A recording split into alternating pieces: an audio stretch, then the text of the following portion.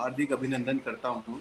Sir अभी देखो बच्चों, इस समय जो कोरोना का हमारे सामने एक दुविधा है। कई बार हम लोग लाइफ में बहुत सारी चीज़ें प्लान करते हैं, लेकिन ईश्वर को कुछ और ही मंजूर होता है। और जिस तरह से हम देख रहे हैं कि डे बाय डे जो एग्ज़ाम्स की डेट्स हैं वो आगे फिसलती जा रही है, खिसकती जा रही है।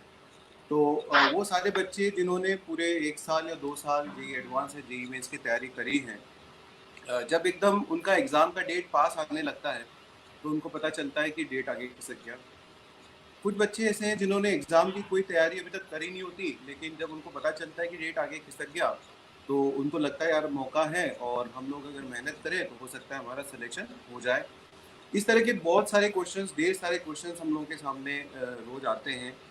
स्टूडेंट्स हमसे क्वेश्चंस पूछते हैं। तो ये एक विशेष जो शो है, एक लाइव शो हमने रखा है समाधान। इस शो में हम लोग आपसे बात करेंगे, चर्चा करेंगे उन सभी बच्चों के लिए जिनको आईआईटी की तैयारी के दौरान अब किस तरह से किन बातों का ध्यान रखना चाहिए, अपनी तैयारी को किस तरह से स्ट्रीमलाइन रखना चाहिए। Those who are preparing for last 2 years, 3 years, 1 year, उनको अपना मोमेंटम किस तरह से मेंटेन रखना चाहिए, क्या उनकी स्ट्रेटेजी होनी चाहिए, कौन से टॉपिक्स उनको छोड़ने चाहिए, कौन से टॉपिक्स पे उनको खास ध्यान देना चाहिए। उन सब बातों को हमारी टीम के जो एक्सपर्ट्स हैं वो आपके सामने करेंगे। ये शो विशेष तौर पे फिजिक्स रिलेटेड है, इसलिए हम लोग फिजिक्स रिलेटेड डिस्कशन ज़्यादा करेंगे और आपकी सारी बातों का जवाब देंगे। इस शो में आप कुछ चीज़ें, खास चीज़ें लेकर के जाएंगे जो आपकी रैंक को इम्प्रूव करने में काफ़ी मदद करेंगे। This is not only informative show, ये इंटरैक्टिव शो भी है। और मुझे बहुत फ़ख्र होता है कि मैं इस तरह की टीम हमारे साथ है। मैं अपना इंट्रोडक्शन पहले देता हूँ, फिर टीम का इंट्रोडक्शन दूंगा। Myself C S Sharma, I am head of department physics, reliable institute Kota. और मेरे साथ हैं मेरे डिपार्टमेंट के 5 सितारे। और यदि मैं पूरे भारत में जितने भी आईआईटी जेईई कोचिंग पढ़ाने वाले टीचर्स हैं, उन सारे टीचर्स की अगर मैं रैंकिंग करूं तो इस समय स्क्रीन पर इस शो में जो मौजूद टीचर हैं वो सारे टीचर्स आपको टॉप 10 या टॉप 20 में मिलेंगे। वो बच्चे जो इनसे पढ़ते हैं वो जानते हैं कि ये सारे टीचर्स जो इस समय आपके साथ इस शो में मौजूद हैं कितने मेहनती हैं, कितने लगन से काम करते हैं, किस तरह से अपने बच्चों का ध्यान रखते हैं। और जब क्लास में पढ़ाते हैं तो इनका डेडिकेशन किस लेवल का होता है, वो सारे बच्चे जो इनसे पढ़े वो इस बात को अच्छी तरह से महसूस कर सकते हैं। तो एक एक करके मैं इंट्रोड्यूस करता हूँ और हम लोग अलग अलग पॉइंट्स पर आपसे चर्चा करेंगे। जैसे सबसे पहले मैं बीएनपी सर को इंट्रोड्यूस करता हूँ। प्रतीक बापना सर जो हैं वो हेलो आपसे एवरीवन। आज एक खास तौर पे बात करेंगे और वो जो डिस्कशन होगा that will be related with the past JEE mains test papers, special focus for physics. और वो आपको बताएंगे कि कौन से टॉपिक इंपॉर्टेंट है, किससे ज़्यादा क्वेश्चन आते हैं। AKJ sir, Ankush Jain sir, he is going to discuss about JEE advance.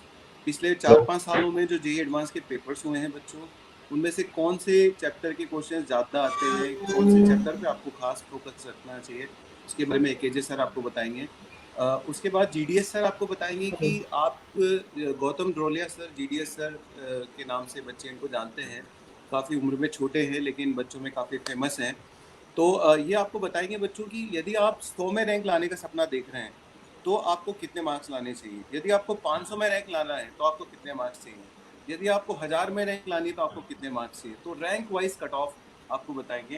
एकेजे sir आपको बताएंगे कि आने वाले जो 1.5 महीने हैं, क्योंकि आप जानते हैं आपका जो एग्ज़ाम है सितंबर में खिसक गया, उन 1.5 महीनों में आपकी घर पे क्या स्ट्रेटेजी होनी चाहिए, किन बातों का आपको ध्यान रखना चाहिए, किन चीज़ों को आपको अवॉइड करना चाहिए, डूज एंड डोंट्स वो आपको बताएंगे, कैसे आपके फोकस को मेंटेन रखना है।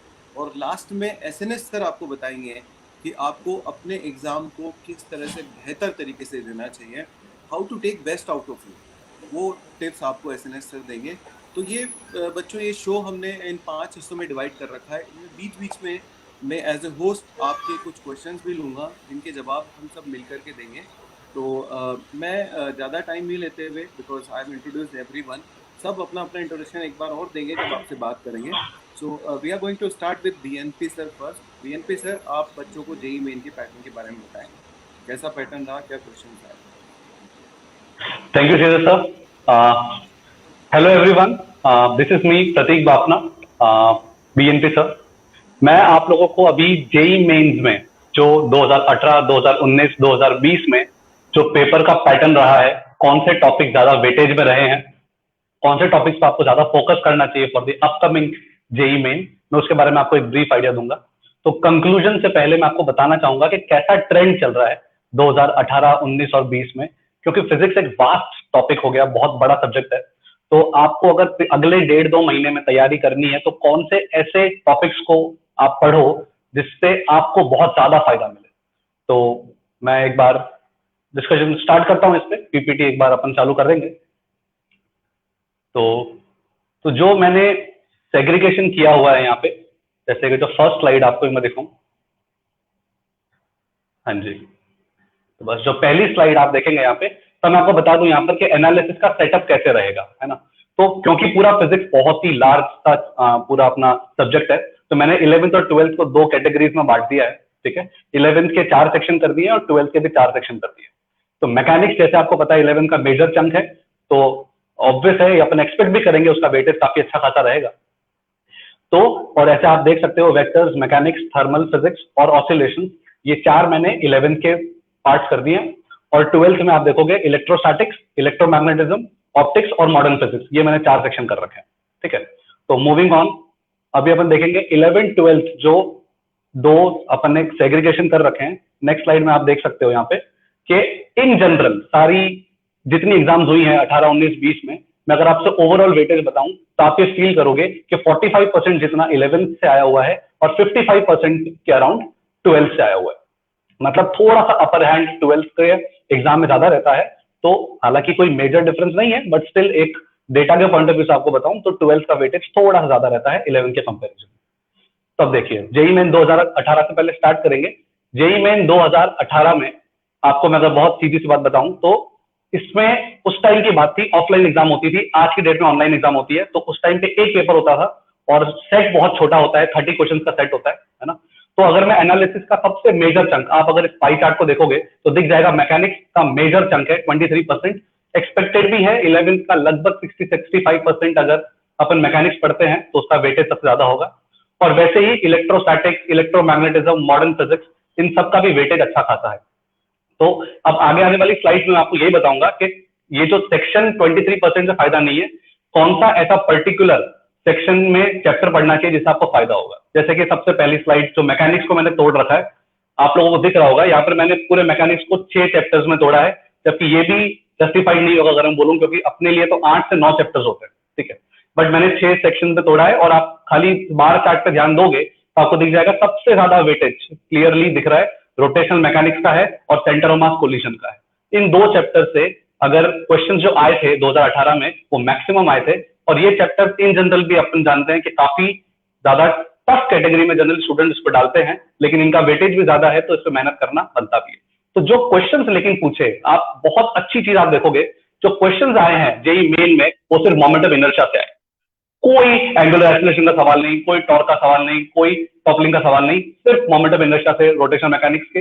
और बहुत ही फंडामेंटल से क्वेश्चंस आए हैं, जैसे बल्क मॉडुलस का एक सवाल आ गया, ठीक है, मोमेंटम कंजर्वेशन, 1D कोलिजन, कोई वेरिएबल मास कंजर्वेशन पे क्वेश्चन नहीं। तो आप देखोगे बहुत बेसिक तरह के क्वेश्चन पूछे गए थे 2018 में, और उसका मैंने आपके सामने आप ग्राफ में आप देख सकते हो कौन से टॉपिक से किस तरह के क्वेश्चन आपके सामने आए थे। तो मैकेनिक्स का नेचुरली 23% है। अब मैं आगे बढ़ूं अगर नेक्स्ट वाली स्लाइड पे, तो नेक्स्ट वाली स्लाइड आपको दिखेगी, ये मैंने इलेक्ट्रोस्टैटिक्स, करंट और कैपेसिटर का आपको मैंने समझाया है यहाँ पे। यहाँ पर आप देखोगे तो बहुत जबरदस्त 17% वेटेज है और ये सिर्फ 3 चैप्टर पर बेस्ड है, इलेक्ट्रोस्टैटिक्स, करंट और कैपेसिटर पे। आप देखोगे अगर मैकेनिक्स वो लगभग 8 to 9 चैप्टर्स होते हैं और उसका वेटेज 23% रहता है। इसका मतलब है अगर 12th के मैं 3 चैप्टर स्ट्रॉन्ग करता हूं तो ऑटोमेटिकली उसका वेटेज अच्छा खासा है। और आप देखोगे जो क्वेश्चंस मोस्टली आए हैं करंट इलेक्ट्रिसिटी से, वो आए हैं मीटर ब्रिज, पोटेंशियोमीटर, जो करंट इंस्ट्रूमेंट है वहां से ज्यादा क्वेश्चंस आए हैं। और अगर मैं बात करता हूं इलेक्ट्रोस्टैटिक्स और इनकी, तो कैपेसिटर पे डाइलेक्ट्रिक्स, ये बहुत ही इंपॉर्टेंट सेक्शन है। इनफैक्ट खाली यही साल नहीं, आगे आने वाले अपन टाइम में भी देखेंगे मैक्सिमम क्वेश्चन इलेक्ट्रोस्टैटिक्स में से जो आए हैं वो कैपेसिटर पे डाइलेक्ट्रिक से ही है। नेक्स्ट स्लाइड देखते हैं। नेक्स्ट स्लाइड मैंने आपको जो बताई है वो है मॉडर्न फिजिक्स की। मॉडर्न फिजिक्स मैंने यहाँ पे 4 टुकड़ों में तोड़ा है, ठीक है। 4 टुकड़ों में आपको मैंने सेमीकंडक्टर्स और पीओसी को भी इंक्लूड कर दिया है। लेकिन जो 2018 में जो मेजर वेटेज आप देखोगे, Bohr model, de Broglie wavelength, इन सब टॉपिक्स पर ज्यादा रहा है। इनफैक्ट डायोड और न्यूक्लियर फिजिक्स से तो क्वेश्चन एक भी सवाल नहीं पूछा है। तो न्यूक्लियर फिजिक्स काफी इंपॉर्टेंट होता है वैसे अपन जब पढ़ाई करते हैं, लेकिन जेई मेन 2018 में इसका एक भी सवाल नहीं पूछा था, ठीक है। और पीओसी से एएम वेव पे क्वेश्चन आया था, तो उस पर भी अपने को ध्यान देना है, ठीक है। Next, electromagnetism. अब ये भी बहुत बड़ा सा सेक्शन है इलेक्ट्रोमैग्नेटिज्म की। अगर मैं बात करता हूँ, नेक्स्ट स्लाइड एक बार आगे बढ़ेगी अगर। इलेक्ट्रोमैग्नेटिज्म में आप देखो जरा, मैंने यहाँ पे फिर से 4 पार्ट्स कर रखे हैं, ईएमडब्ल्यू, एसी, ईएमआई और मैग्नेटिक इफेक्ट। सबसे जबरदस्त बात ये, ईएमआई इतना टाइम कंज्यूमिंग चैप्टर होता है 12th में, इतना वेटेज वाला चैप्टर जनरली एडवांस में होता है। जेई मेन में ईएमआई ने बहुत डिसअपॉइंट किया है, एक भी सवाल 2018 में नहीं पूछा है, ठीक है। और जो भी क्वेश्चंस आए हैं मैग्नेटिक इफेक्ट आप देखो जरा, तो magnetic force due to coil और मैग्नेटिक मोमेंट यहाँ से क्वेश्चंस हैं। और सरप्राइजिंग सबसे बड़ा एलिमेंट जो चल रहा है इन दिनों, बहुत ट्रेंडिंग टॉपिक है 18, 19, 20, आगे अपन देखेंगे भी सही, ईएमडब्ल्यू, इलेक्ट्रोमैग्नेटिक वेव्स पे क्वेश्चंस बहुत ज्यादा आजकल आ रहे हैं। तो इसका क्वेश्चन आया है 2018 में भी आया है, और ये छोटा सा चैप्टर है लेकिन इसका वेटेज परमानेंट सा हो गया है जेई मेन में, ये अपने को पढ़ना ही है ना। तो 2018 में इस तरह का एनालिसिस रहा है। और जो कुछ क्वेश्चंस और जो आए हैं उसके बारे में मैंने आपको इसमें जैसे मेंशन किया है। थर्मोडायनेमिक्स में एक सवाल आया था एडियाबैटिक प्रोसेस के नाम का, है ना। केटीजी से एक क्वेश्चन है, pressure of a gas, sound wave, SHM error, इन सब से एक एक सवाल है। और सबसे जबरदस्त बात ये, रे ऑप्टिक्स 12th का इतना मेजर चैप्टर, उससे 2018 में एक भी सवाल नहीं, ठीक है। तो सबके अपने अपने डेज होते हैं, मैं यही बोलूंगा। ईएमआई और ज्योमेट्रिकल ऑप्टिक्स, रे ऑप्टिक्स जो अपन चैप्टर जानते हैं, इन दोनों चैप्टर्स का बिल्कुल 0 वेटेज था 2018 में, और बाकी चैप्टर्स में आपने वेटेज देखा, ठीक है। तो आपको एक ब्रीफ आइडिया मिला 2018 में आखिर किस तरह का पैटर्न था। अब चलिए, क्योंकि सबसे रेलेवेंट एग्जाम जो अपने लिए है वो 2019 का जेई मेन है। जेई मेन 2019 के बारे में आपको थोड़ा सा बता दूं, ये पहला वो एग्जाम हो गया था जब से आपके 2 एग्जाम होने लग गए थे, एक जनवरी में और एक अप्रैल में। तो आप ये समझ सकते हो जेई मेन 2019 का एनालिसिस टफ होता है, क्योंकि टोटल 16 पेपर्स आपके सामने हैं। पहले अटेम्प्ट में, जनवरी अटेम्प्ट में 8 पेपर और अप्रैल अटेम्प्ट में भी 8 पेपर, टोटल 16 पेपर्स का एनालिसिस है। तो इसका नेचुरल से बात है जो सेट बनेगा वो काफी बड़ा बनेगा, बहुत सारे टॉपिक्स कवर होंगे। तो मैंने कोशिश की है कि इस प्रेजेंटेशन से आपको वो वाले टॉपिक पता चले जो इतने सारे क्वेश्चन, मतलब समझ लो ऑलमोस्ट 240 क्वेश्चन का जेई मेन 2019 का रहा है ना। तो 240 क्वेश्चन में से किस पे ज्यादा वेटेज है, तो एक एक करके अपन देखते हैं, जरा ध्यान देंगे। तो मैकेनिक्स अगेन, टोटल पेपर में से जनवरी वाले अटेम्प्ट में आप देख सकते हो 19% का वेटेज है, और अप्रैल में वही 23% हो गया। तो मैकेनिक्स का बहुत हैवी वेटेज नहीं बोलूंगा मैं, जो एक्सपेक्टेड वेटेज है उतना ही वेटेज चला है। और जो क्वेश्चंस की कैटेगरीज हैं, जैसे आप देखोगे रोटेशनल मैकेनिक्स एज यूजुअल फिर से डोमिनेट कर रहा है, रोटेशनल मैकेनिक्स का अच्छे खासे क्वेश्चंस हैं। और वो कौन कौन से टॉपिक्स पे हैं, टॉपिक्स मैंने मेंशन किए हुए हैं, एमओआई, टॉर्क, एंगुलर एक्सेलरेशन, है ना, एंगुलर मोमेंटम, इन सब पे क्वेश्चंस आए हैं एक एक करके हर एक अलग अलग पेपर्स में। इसका मतलब है रोटेशनल मैकेनिक्स का वेटेज अभी भी कम नहीं हुआ है, अभी भी मेंटेन है। 2019 में भी काफी सवाल आए हैं।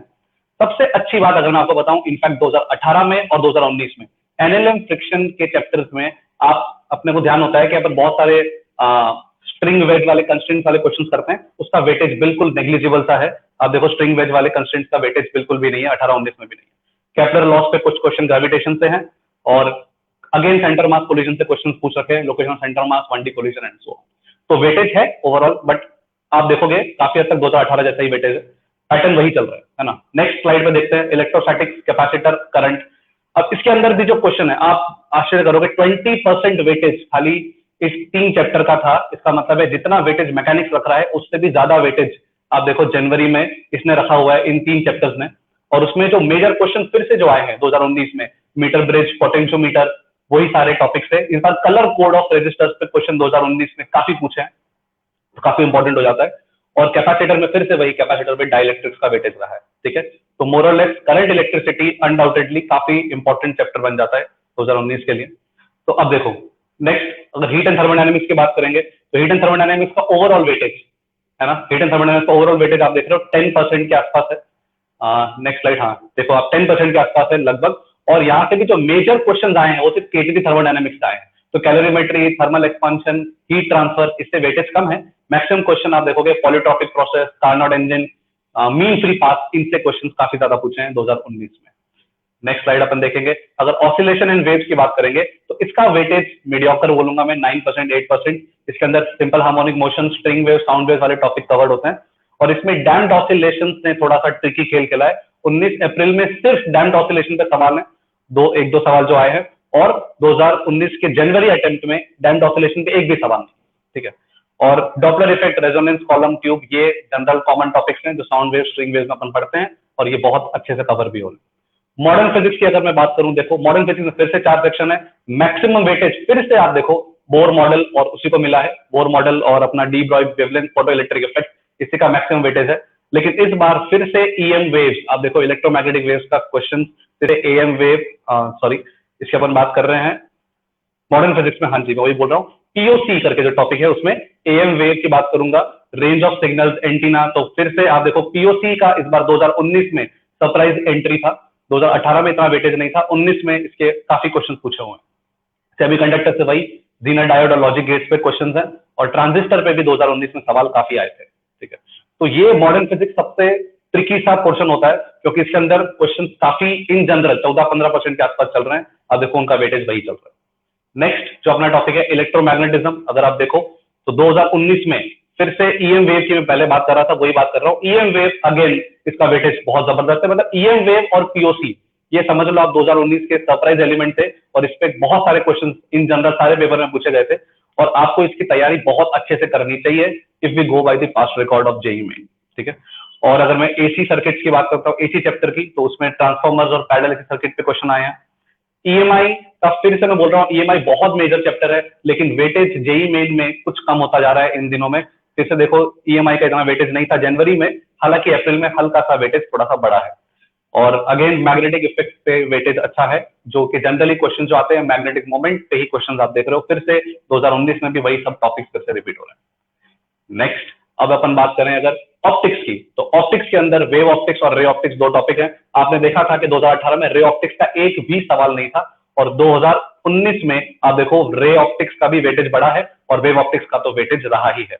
जो वेव ऑप्टिक्स के अंदर जो अच्छे क्वेश्चन जो हर बार आप देख रहा हूं 19 के हर पेपर में थे, 20 में भी आए थे, आएंगे मैं बताऊंगा आपको, वो है रिजोल्यूशन पावर और टेलीस्कोप एंड माइक्रोस्कोप, ठीक है। तो ये वाले क्वेश्चंस आप देखोगे काफी पॉपुलर हो गए हैं और जेईई मेन में कंटिन्यूअसली स्ट्राइक कर रहे हैं, ठीक है। और अगर मैं नेक्स्ट स्लाइड पे जाता हूं, ओवरऑल वेटेज आपके सामने मैंने बताया है कि 2019 के दोनों अटेम्प्ट आप देखोगे, ये पाई चार्ट के थ्रू मैंने बताया है कि किस तरीके से वेटेज रहा है। आप देखो मैकेनिक्स 19% से अप्रैल अटेम्प्ट में 23% हो गया, इलेक्ट्रोस्टैटिक्स 20% से थोड़ा वेटेज कम हो गया। तो ओवरऑल लेकिन आप अगर 4 मेजर चंक देखो, मैकेनिक्स, इलेक्ट्रो, मॉडर्न और इलेक्ट्रोमैग्नेटिज्म, इन चारों का वेटेज ओवरऑल अगर मैं गिनूंगा तो 75% तक का वेटेज खाली इन 4 चैप्टर्स का होता है, और बाकी 25% में वो बाकी चारों खेलते हैं। तो इससे आपको बहुत अच्छे से एनालाइज करना चाहिए कि अपना main focus clearly mechanics, electro, modern और इलेक्ट्रोमैग्नेटिज्म की तरफ होना चाहिए। काफी ज्यादा वेटेज इसमें है। तो ये हो गई 2019 की बातें। अब 2020 जेईई में वापस एक स्पेशल 2020 का पेपर था, क्योंकि इसमें फिर से पैटर्न चेंज हुआ। इस बार सिर्फ 25 सवाल आपके सामने पूछे गए, है ना। इसमें से 5 सब्जेक्टिव क्वेश्चंस को भी इंट्रोड्यूस किया गया। इसका मतलब है, और आपको पता होना चाहिए कि सब्जेक्टिव में कोई नेगेटिव मार्किंग नहीं थी, बाकी 25 सवालों का अब क्योंकि क्लस्टर है, और इस बार 6 पेपर हुए थे आपके जेईई में 2020 में, जनवरी की बात कर रहा हूं मैं, है ना। तो 6 पेपर्स में लगभग आपके क्वेश्चन हो गए 150 क्वेश्चन। तो 150 क्वेश्चन का एनालिसिस आपके सामने है। अब जरा देखो, इस बार बिल्कुल बोल सकते हैं कि जस्टिफाइड वेटेज है। मैकेनिक्स का 28% वेटेज रहा है जनवरी 2020 में, और आप अगर ट्रेंड देखो तो मैकेनिक्स का वेटेज कंटिन्यूअसली बढ़ रहा है। सबसे पहले कुछ 19% था, फिर 23% हुआ, और अभी आप देखो 28% हुआ है। मतलब जितना 11th में अपन टाइम डिवोट करते हैं यार, उसके कंपैरिजन में अगर 28%, 30% मैकेनिक्स आएगा तो वो रीजनेबल है, जस्टिफाइड है। तो बिल्कुल जस्टिफाइड पेपर है, अच्छा सा वेटेज मैकेनिक्स को दिया है। इलेक्ट्रो करंट का 15% का वेटेज है। इस बार देखो इलेक्ट्रोमैग्नेटिज्म का वेटेज काफी अच्छा खासा 16% हो गया, और बाकी जो ये सेक्शंस हैं, और सबसे सरप्राइजिंग एंट्री जो है ऑसिलेशन वेव्स पे बिल्कुल ना के बराबर सवाल, मतलब साउंड वेव, स्ट्रिंग वेव्स हो या फिर अपना एसएचएम हो, इस पर क्वेश्चंस या 1 या 2, वो भी 6 पेपर में से 1 या 2 सवाल थे। मतलब इनका वेटेज बिल्कुल खत्म हो चुका है ना। तो अब देखो जरा, मतलब इस पर्टिकुलर 2020 की बात कर रहा हूं। तो अब देखो मैकेनिक्स में फिर से अगर मैं मैकेनिक्स की बात करूंगा, नेक्स्ट स्लाइड पे आपको दिखेगा, इसके अंदर जो 6 सेक्शन हुए हैं, इसमें फिर से वेटेज आप देखोगे सबसे ज्यादा मोमेंट ऑफ इनर्शिया वाले टॉपिक, मतलब अपने रोटेशनल मैकेनिक्स का है। प्लीज नेक्स्ट स्लाइड पे एक बार मूव करेंगे। नेक्स्ट स्लाइड में आप देखो मोमेंट ऑफ इनर्शिया पे ही वापस क्वेश्चन आए हैं, कंजर्वेशन, टॉपिक्स वही है।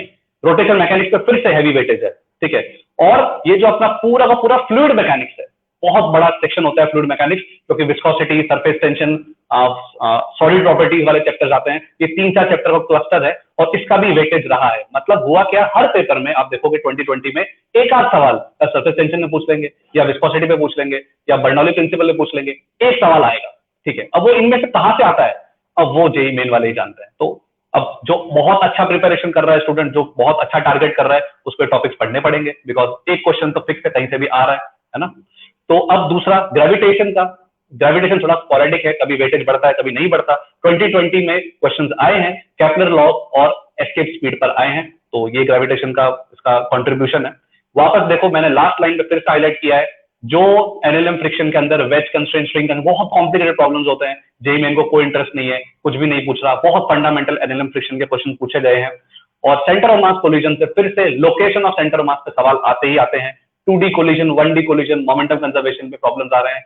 तो इसके अंदर एक वेरिएबल मास वाला कॉन्सेप्ट होता है, आप लोग जिन्होंने पढ़ाई की है ढंग से, सेंटर मास की पता होता है। इस चैप्टर का वेटेज या इस सब टॉपिक का वेटेज बिल्कुल भी नहीं रहा है, 2020 में भी नहीं है, 19 में भी नहीं है, 18 में भी नहीं है, कभी भी नहीं है। वेरिएबल मास पे एक भी सवाल नहीं।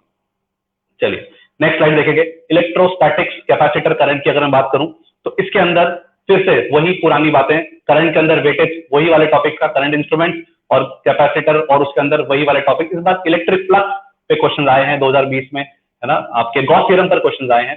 और at the same time dielectric with capacitor का फेवरेट टॉपिक है जेईई मेन का, सवाल आएगा ही आएगा, फिक्स है। आरसी सर्किट पे सरप्राइजिंगली 18, 19, 20 आरसी सर्किट पे कोई क्वेश्चन नहीं है जेईई मेन में, तो ये भी बहुत इंपॉर्टेंट बात है, ध्यान रखने वाली बात है। नेक्स्ट स्लाइड पर अगर अपन बढ़े, नेक्स्ट स्लाइड है अपनी हीट एंड थर्मोडायनेमिक्स की।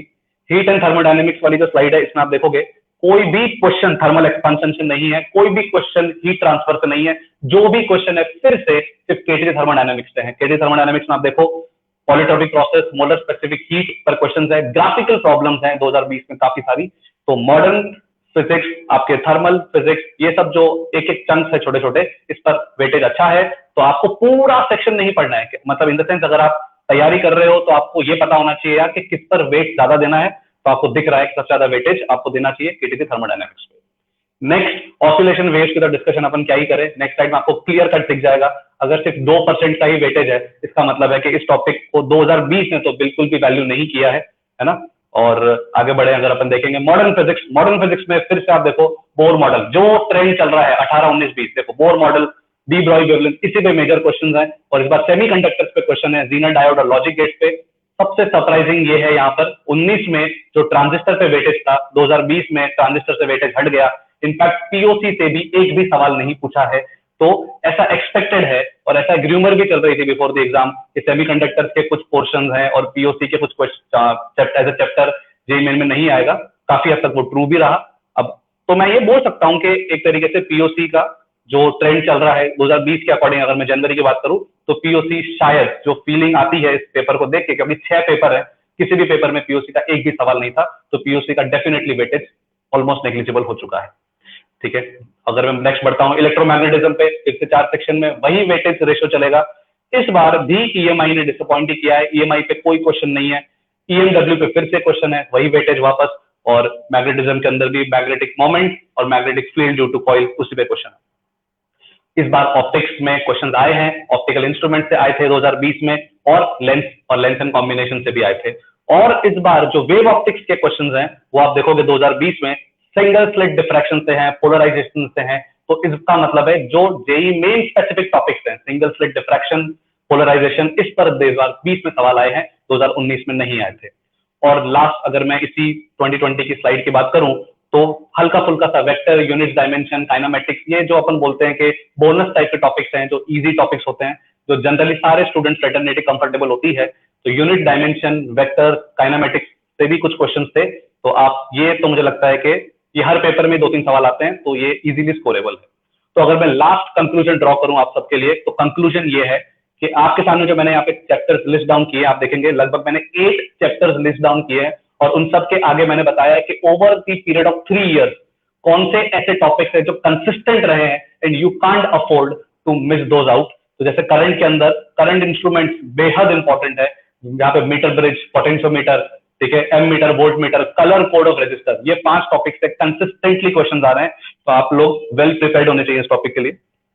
रोटेशनल मैकेनिक्स से as usual moment of inertia बहुत ज्यादा वेटेज वाला टॉपिक हो गया है, टॉर्क एंगुलर एक्सेलरेशन से भी सवाल आ रहे हैं और conservation of angular momentum. Electromagnetism में ईएम वेव, अगेन अभी आपने देखा ही है 3 साल का जो एक ट्रेंड चला है, ईएम वेव पे क्वेश्चन फिक्स है, आएगा, आपको प्रीवियस ईयर से क्वेश्चंस लगाने चाहिए ईएम वेव के लिए पर्टिकुलरली। और मैग्नेटिक मोमेंट और magnetic field due to coil पे क्वेश्चन आ रहे हैं। थर्मोडाइनमिक्स, ठीक है, इसके अंदर आरएमएस स्पीड हो गया, फिर अपना relaxation time, mean free path वाले क्वेश्चन, पॉलीट्रॉपिक, ग्राफिकल, ये क्वेश्चन का वेटेज ओवरऑल 3 साल में कंसिस्टेंट है, अच्छे खासे क्वेश्चन पूछे हैं। एटॉमिक फिजिक्स, मैंने एटॉमिक फिजिक्स लिखा है और इसके अंदर मैंने क्लियरली मेंशन किया है कि आप न्यूक्लियर फिजिक्स का जेई मेन में थोड़ा सा वेटेज, पता नहीं कैसे इन दिनों, इन ईयर्स में कम, लास्ट ईयर्स में थोड़ा कम वेटेज हुआ है, लेकिन bore model, D Broglie wavelength और फोटो इलेक्ट्रिक इफेक्ट पे क्वेश्चंस कंसिस्टेंट रहे हैं।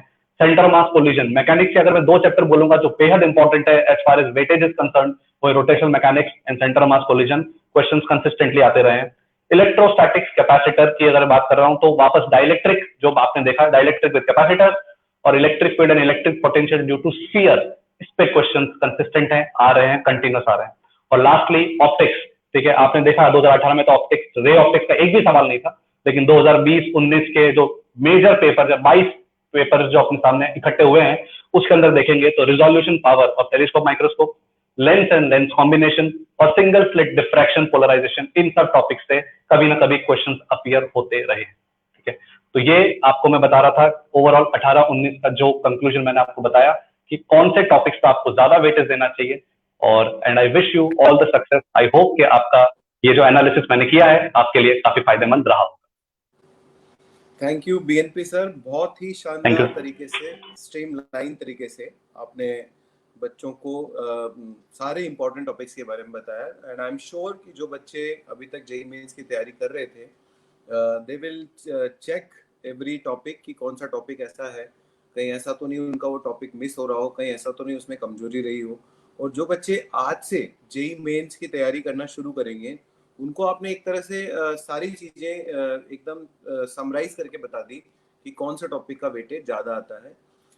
2 बातें मैं और इसमें बोलना चाह रहा हूँ बच्चों कि we were planning to go live on YouTube as well as Facebook, but due to some technical glitches we were not able to do it on YouTube. So ये जो पूरा शो है, ये शो हम लोग ये पूरा रिकॉर्ड करके हम लोग इसको यूट्यूब पे भी डालेंगे, ताकि जिन बच्चों का किसी कारण से शो मिस हो जाएगा वो अपने यूट्यूब पर जाकर, हमारे रिलायबल के यूट्यूब चैनल पर जाकर के ये सारी बातें, जो भी डिटेल्स हम यहाँ बता रहे हैं, ये सारी डिटेल्स वहाँ पर देख सकते हैं, they can download also.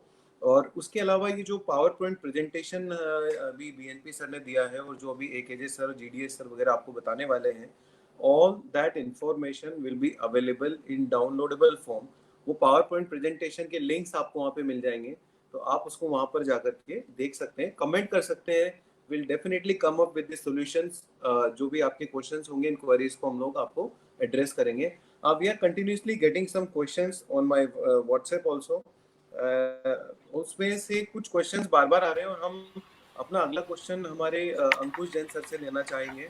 Ankush sir, एकेजे sir जो मेरे स्टूडेंट भी रहे हैं, एकेजे सर आपको सर कह के बुलाना मुझे थोड़ा अजीब लगता है। तो अंकुश, आपसे मेरा क्वेश्चन है कि बच्चे लगातार पूछ रहे हैं कि क्या इस समय कोई क्रैश कोर्स ज्वाइन करना या क्रैश कोर्स जैसी कोई व्यवस्था को ज्वाइन करना बच्चों के लिए फायदेमंद हो सकता है? क्या उससे उनको कोई बेनिफिट मिल सकता है? आप थोड़ा सा इस बारे में बताएं, उसके बाद आप अपना प्रेजेंटेशन कंटिन्यू करेंगे। हेलो बच्चों, तो जैसा कि सर ने बोला अभी कि इस टाइम पर क्रैश कोर्स ज्वाइन करना फायदेमंद है या नहीं हमारे लिए, तो थोड़ा सा मैं इसमें 2-3 मिनट आपको समझाना चाहता हूँ। देखो, अगर हर साल की बात करें, इस कोविड सिचुएशन को एक बार दिमाग से निकाल दें, तो फ्रैंकली मुझे ऐसा लगता है कि जो बच्चे साल भर तैयारी करते हैं और बहुत ढंग से तैयारी करते हैं, उनके लिए शायद क्रैश कोर्स इतना बेनिफिशियल नहीं रहता है। हर साल की बात कर रहा हूँ, इस साल की बात नहीं कर रहा हूँ। अभी ये साल थोड़ा सा पॉजिटिवली सोचे तो स्पेशल है हमारे लिए, नेगेटिवली सोचे तो बात अलग है। तो जो बच्चे पूरे साल तैयारी करते हैं और लास्ट में उनके पास 1.5-2 महीने का टाइम होता है सेल्फ स्टडी करके और अपने आप को बढ़िया इंप्रूव करके एग्जाम देने का, उनके लिए शायद क्रैश कोर्स इतना अच्छा नहीं है। लेकिन इस साल जैसा हम देख रहे हैं अभी तक का पैटर्न कि एग्जाम मेंस का, एडवांस का पूरा आगे शिफ्ट हो रहा है। जैसे पहले 2 महीने आगे शिफ्ट करा आईआईटी वालों ने, फिर 2 महीने आगे शिफ्ट कर दिया उन्होंने। तो मुझे लगता है कि इस टाइम पर जो दोनों टाइप के बच्चे हैं, पहले वो बच्चे जिन्होंने साल भर बहुत अच्छी पढ़ाई की है, लेकिन थोड़ी सी उनकी एनर्जी डाउन हो चुकी है। उनको लगता है कि नहीं यार, अब तो 2 महीने बाद एग्जाम है, थोड़ा सा वो स्लो हो जाते हैं। तो मुझे लगता है उनको अपने आप को बूस्टअप करने के लिए, एनर्जी में वापस आने के लिए क्रैश कोर्स अच्छा रहेगा। दूसरा, वो बच्चे जिन्होंने साल भर हो सकता है इतनी अच्छी तैयारी नहीं की हो, या जो कोचिंग नहीं जाते हों, 12th के साथ स्टडी कर रहे हों, उनको लगता हो कि हमको लास्ट टाइम पर क्रैश कोर्स ज्वाइन करके अच्छा कर सकते हैं, तो उनके पास समय बहुत है अभी, वो आराम से इस टाइम को यूज में लें। क्रैश कोर्स अगर उनको बेनिफिशियल, अगर वो ढंग से यूज में लें तो अच्छा है उनके लिए, और वो अच्छा कर सकते हैं। तो इस साल की अगर बात करें ना, तो हमारे पास सफिशिएंट टाइम है, हम उस टाइम को यूटिलाइज कर सकते हैं। और जैसा अगर हमारे रिलायबल इंस्टीट्यूट की बात करें, तो हम एक रिलायबल रैंकर्स प्रोग्राम चला रहे हैं, जिसमें 2 तरह की बातें हैं। एक है रिलायबल रैंकर्स टेस्ट प्रोग्राम, जिसमें हम बच्चों को, हर एक बच्चे के लिए 100 टेस्ट अवेलेबल रहेंगे, 100 टेस्ट। 100 में से 84 टेस्ट जो हैं वो टॉपिक वाइज होंगे। Topic wise. टॉपिक जो टेस्ट हैं, 84 नंबर ऑफ टेस्ट जो हैं टॉपिक वाइज हैं। मतलब जिस किसी बच्चे का सपोज एनएलएम वीक है, तो वो एनएलएम के टेस्ट को, टॉपिक सारे देगा वो टेस्ट तो, लेकिन मैं बता रहा हूँ कि सपोज एनएलएम वीक है, तो एनएलएम के टेस्ट को देकर अपने आप को इंप्रूव कर सकता है, अपनी गलतियां देख सकता है कि मैं कहाँ पर कमजोर हूँ, उसको रेक्टिफाई कर सकता है। तो इस तरह टॉपिक वाइज 84 टेस्ट। 8 जो टेस्ट हैं वो फुल सिलेबस टेस्ट है एडवांस लेवल के, और बचे हुए 8 जो है वो फुल सिलेबस टेस्ट है मेंस लेवल के। तो टोटल मिला के 100 टेस्ट को बहुत अच्छी तरह से यूटिलाइज करते हैं, और समय हमारे पास है इतना कि हम उसको यूज में ले सकते हैं। दूसरा, साथ साथ पैरेलल में एक और प्रोग्राम है, रैंक बूस्टर प्रोग्राम। उसके अंदर हम क्या कर रहे हैं कि कुछ सेलेक्टेड चैप्टर्स के जो इंपॉर्टेंट टॉपिक्स हैं, उनको आपको पढ़ाएंगे लाइव क्लासेस के अंदर। लाइव क्लासेस के थ्रू हम पूरा चैप्टर कवर नहीं कर सकते हैं, आप भी समझ सकते हो, और ना वो इतना यूजफुल रहता है। तो हम इंपॉर्टेंट टॉपिक पर ही फोकस करेंगे। जैसे for example, suppose centre of mass के अंदर, जैसे अभी बीएनपी सर ने बताया कि मोमेंटम कंजर्वेशन, जैसे कॉलिजन वाले सवाल, या सेंटर ऑफ मास की पोजीशन वाले क्वेश्चन, आरबीडी के अंदर मोमेंट ऑफ इनर्शिया हो गया, एंगुलर मोमेंटम कंजर्वेशन हो गया, उन पर फोकस करेंगे। फॉर एग्जांपल बताया मैंने आपको। तो इस बूस्टर प्रोग्राम के अंदर हम जितने भी चैप्टर्स उनके इंपॉर्टेंट टॉपिक्स को कवर करेंगे। तो मैं यही कह सकता हूँ सर इसमें, कि जिन बच्चों के लिए, जिनको लगता है कि हम कुछ अच्छा कर सकते हैं आगे, हम इस टाइम को यूटिलाइज कर सकते हैं, जो पॉजिटिव सोच रखते हैं, उनके लिए बहुत अच्छा टाइम है ये, और क्रैश कोर्स को जरूर वो ज्वाइन कर सकते हैं। CSS sir. ठीक है, अंकुश, बहुत ही बढ़िया तरह से आपने जवाब दिया। अंकुश, वो जो बूस्टर वाला प्रोग्राम जिसमें सेकंड वाला है, उसमें वो 100 टेस्ट भी है और थ्योरी भी है, तो ये बच्चों हाँ के लिए वास्तव में काफ़ी बेनिफिशियल हो सकता है। अब मैं आपसे रिक्वेस्ट करूंगा कि आप जेई एडवांस के जो पिछले सालों के पैटर्न रहे हैं, क्योंकि मेरा ये मानना है कि कोई भी चीज़, कोई भी काम हम जब शुरू करते हैं, तो अगर हम प्रॉपर प्लानिंग उसकी पहले से कर लेते हैं तो आधी जंग तो हम वही जीत जाते हैं। तो आप हमारे बच्चों को बताएं कि वो जेई एडवांस के जो कौन से महत्वपूर्ण टॉपिक हैं, और पिछले सालों में कौन सा टॉपिक्स का वेटेज सबसे ज़्यादा रहा, ताकि वो लास्ट के इस 1.5 महीने में उन पे खास तरह से फोकस करें और अपने रैंक को इम्प्रूव कर सकें। अंकुश। हाँ सर। तो एक स्लाइड के थ्रू, पीपीटी स्लाइड के थ्रू मैं आप लोगों को एक्सप्लेन करूंगा कि पिछले 5 सालों के अंदर किस तरह का पैटर्न रहा है। मैं ईयर वाइज बात नहीं करूंगा, मैं ऑन एन एवरेज आपको बताने वाला हूँ कि किस चैप्टर से ज्यादा क्वेश्चंस पूछे गए, कितने परसेंट क्वेश्चंस किस चैप्टर से पूछे गए, इस तरह की बातें हम करेंगे। तो स्टार्ट करते हैं स्लाइड। स्लाइड स्टार्ट की जाए। शायद कुछ टेक्निकल प्रॉब्लम है, स्टार्ट करते हैं अभी। अच्छा, मैं एक बार थोड़ा सा और शॉर्ट में आपको बता दूं इस पीपीटी के बारे में। मैंने इस कोविड सिचुएशन को मद्देनजर रखते हुए मेरे दिमाग में ऐसा है कि 3 सेगमेंट्स में मैंने डिवाइड किया है चैप्टर्स को। फर्स्ट सेगमेंट जो रहेगा वो रहेगा, मैंने रखा है रेड जोन। रेड जोन का मेरा मीनिंग जो है यहाँ पर वो ये है कि वो ऐसे चैप्टर्स जो सबसे ज्यादा पूछे गए, जिनका परसेंटेज सबसे ज्यादा है। उसके बाद नंबर आएगा ऑरेंज जोन का। ऑरेंज जोन के चैप्टर्स वो हैं जिनका परसेंटेज रेड जोन के कंपैरिजन में थोड़ा सा कम था। और सबसे लास्ट में ग्रीन जोन, जिनसे क्वेश्चंस बहुत कम पूछे गए। तो स्टार्ट करते हैं स्लाइड। Slide please. शायद कुछ टेक्निकल इश्यू है, चलो कोई नहीं, रिजॉल्व हो जाएगा वो। तो 2 मिनट ऐसी बात कर लेते हैं इस बारे में। तो बेसिकली एडवांस के पेपर्स को देखते हुए मैं इसे शॉर्ट में बिना स्लाइड के, जब तक स्लाइड हमारी स्टार्ट होती है, बताता हूँ आपको। एडवांस के पेपर में हमको जो इलेक्ट्रोस्टैटिक है, रिजिड बॉडी डायनेमिक्स है, ज्योमेट्रिकल ऑप्टिक्स है, ये 3 चैप्टर्स तो ऐसे हैं जिनसे बहुत ज्यादा क्वेश्चंस बार बार पूछे जा रहे हैं। आप देखना कि जैसे इलेक्ट्रोस्टैटिक है, उससे कई बार ऐसा भी हुआ है कि बहुत सारे क्वेश्चंस किसी साल इलेक्ट्रोस्टैटिक से ही पूछ लिए गए, तो स्लाइड आपके सामने आप देख सकते हैं, स्टार्ट करते हैं। मैं चैप्टर वाइज एनालिसिस बताऊंगा आपको और कौन कौन से इंपॉर्टेंट टॉपिक्स रहे हर चैप्टर के अंदर, इस बारे में बात करेंगे। तो आगे बढ़ते हैं। Next slide. हाँ, सबसे पहले पिछले 5 सालों के अंदर 11th क्लास से अगर हम 11th का सिलेबस देखें तो आईआईटी एग्जाम में, एडवांस के एग्जाम में 40% क्वेश्चंस 11th से पूछे गए और 60, ये एक एवरेज बता रहा हूं आपको, 60% क्वेश्चंस 12th से पूछे गए। Next please, next slide. हाँ, तो जैसे मैंने आपको बताया था, रेड जोन चैप्टर्स का मीनिंग यहाँ पर ये है जिनसे सबसे ज्यादा क्वेश्चंस पूछे गए हैं। आप ब्रैकेट में देख सकते हैं 52%, 52% क्वेश्चंस जो मैं चैप्टर्स आपको बताने वाला हूं उनमें से पूछे गए। पहला चैप्टर है केटीजी एंड थर्मोडायनेमिक्स। पिछले 5 सालों में इससे 18 सवाल पूछे गए, 18 क्वेश्चंस, बहुत अपने आप में बहुत बड़ा नंबर है ये। जो इस चैप्टर में आपको ज्यादा फोकस करना, उन टॉपिक्स के नाम भी लिखे हुए हैं मैंने। Pressure and volume graph related questions, जो पीवी कर्व होता है उस पर बेस्ड क्वेश्चंस कई बार पूछे गए। वर्क डन बाय गैस पर based, change in internal energy पर based, polytropic process, movable piston type questions तो बहुत ही ज्यादा पूछे गए इसके अंदर। चैप्टर 2 जो है इसके अंदर, और एक बात और, जो मैंने चैप्टर का सीक्वेंस रखा है वो भी नंबर ऑफ क्वेश्चन के अकॉर्डिंग रखा है। जैसे सबसे ज्यादा क्वेश्चन केटीजी थर्मो से पूछे गए तो सबसे फर्स्ट नंबर पे मैंने उसको रखा है, तो सीक्वेंस उसी तरह से रखा गया है। सेकंड नंबर पे आता है रिजिड बॉडी डायनेमिक्स, जिससे पिछले 5 सालों में 16 क्वेश्चंस पूछे गए। अभी आपको बीएनपी सर ने जेई मेन के बारे में जब बताया था तो आपने सुना होगा, उन्होंने बताया था कि मोमेंट ऑफ इनर्शिया इस चैप्टर से बहुत बार पूछा जाता है। सेम वही पैटर्न एडवांस में भी चल रहा है। मोमेंट ऑफ इनर्शिया से बहुत सारे क्वेश्चंस पूछे जाते हैं। Angular momentum conservation, relation between force and torque और एनर्जी कंजर्वेशन इन सीटीआरएम। तो मेरा सजेशन यही है कि जो बच्चे इस चैप्टर से डरते हैं, कम से कम वो मोमेंट ऑफ इनर्शिया और जो बाकी नाम लिखे उनकी बेसिक कंसेप्ट तो अपने अच्छे जरूर रखें, ताकि सिंपल क्वेश्चन आने पर वो छोड़ के नहीं आए। ठीक है, next slide, next please.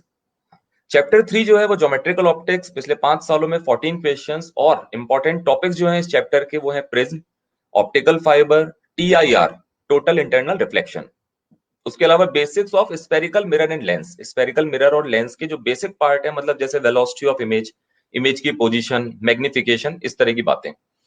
Chapter number 4 जो है, चैप्टर नंबर 4 इलेक्ट्रोस्टैटिक्स, जिसमें पिछले 5 सालों में 13 क्वेश्चंस पूछे गए हैं और बेसिकली जो ज्यादा है वो इलेक्ट्रिक फील्ड और इलेक्ट्रिक फ्लक्स के क्वेश्चंस इसमें ज्यादा पूछे गए हैं। तो इलेक्ट्रोस्टैटिक्स भी अपने आप में बहुत इंपॉर्टेंट है, आप इस पे भी ढंग से फोकस करें और electric field, electric flux, potential, इस पे ज्यादा फोकस करें। Next slide please, next. Chapter number 5 modern physics. BNP sir ने बताया था आपको, जे मेंस के अंदर भी इसकी इंपॉर्टेंस काफी है, वेटेज बहुत अच्छा है, और जे एडवांस के अंदर भी रेड जोन के अंदर रखा है मैंने इसको, मतलब काफी क्वेश्चंस पूछे गए हैं। पिछले 5 सालों में 11 क्वेश्चंस पूछे गए हैं और इंपॉर्टेंट टॉपिक जो इसके अंदर जिस पे आप ज्यादा फोकस कर सकते हैं, देखो एडवांस के हिसाब से मैं ऐसा सजेस्ट नहीं करना चाहता हूं कि आप सिर्फ बोर मॉडल और फोटो इलेक्ट्रिक इफेक्ट को ही करके जाओ।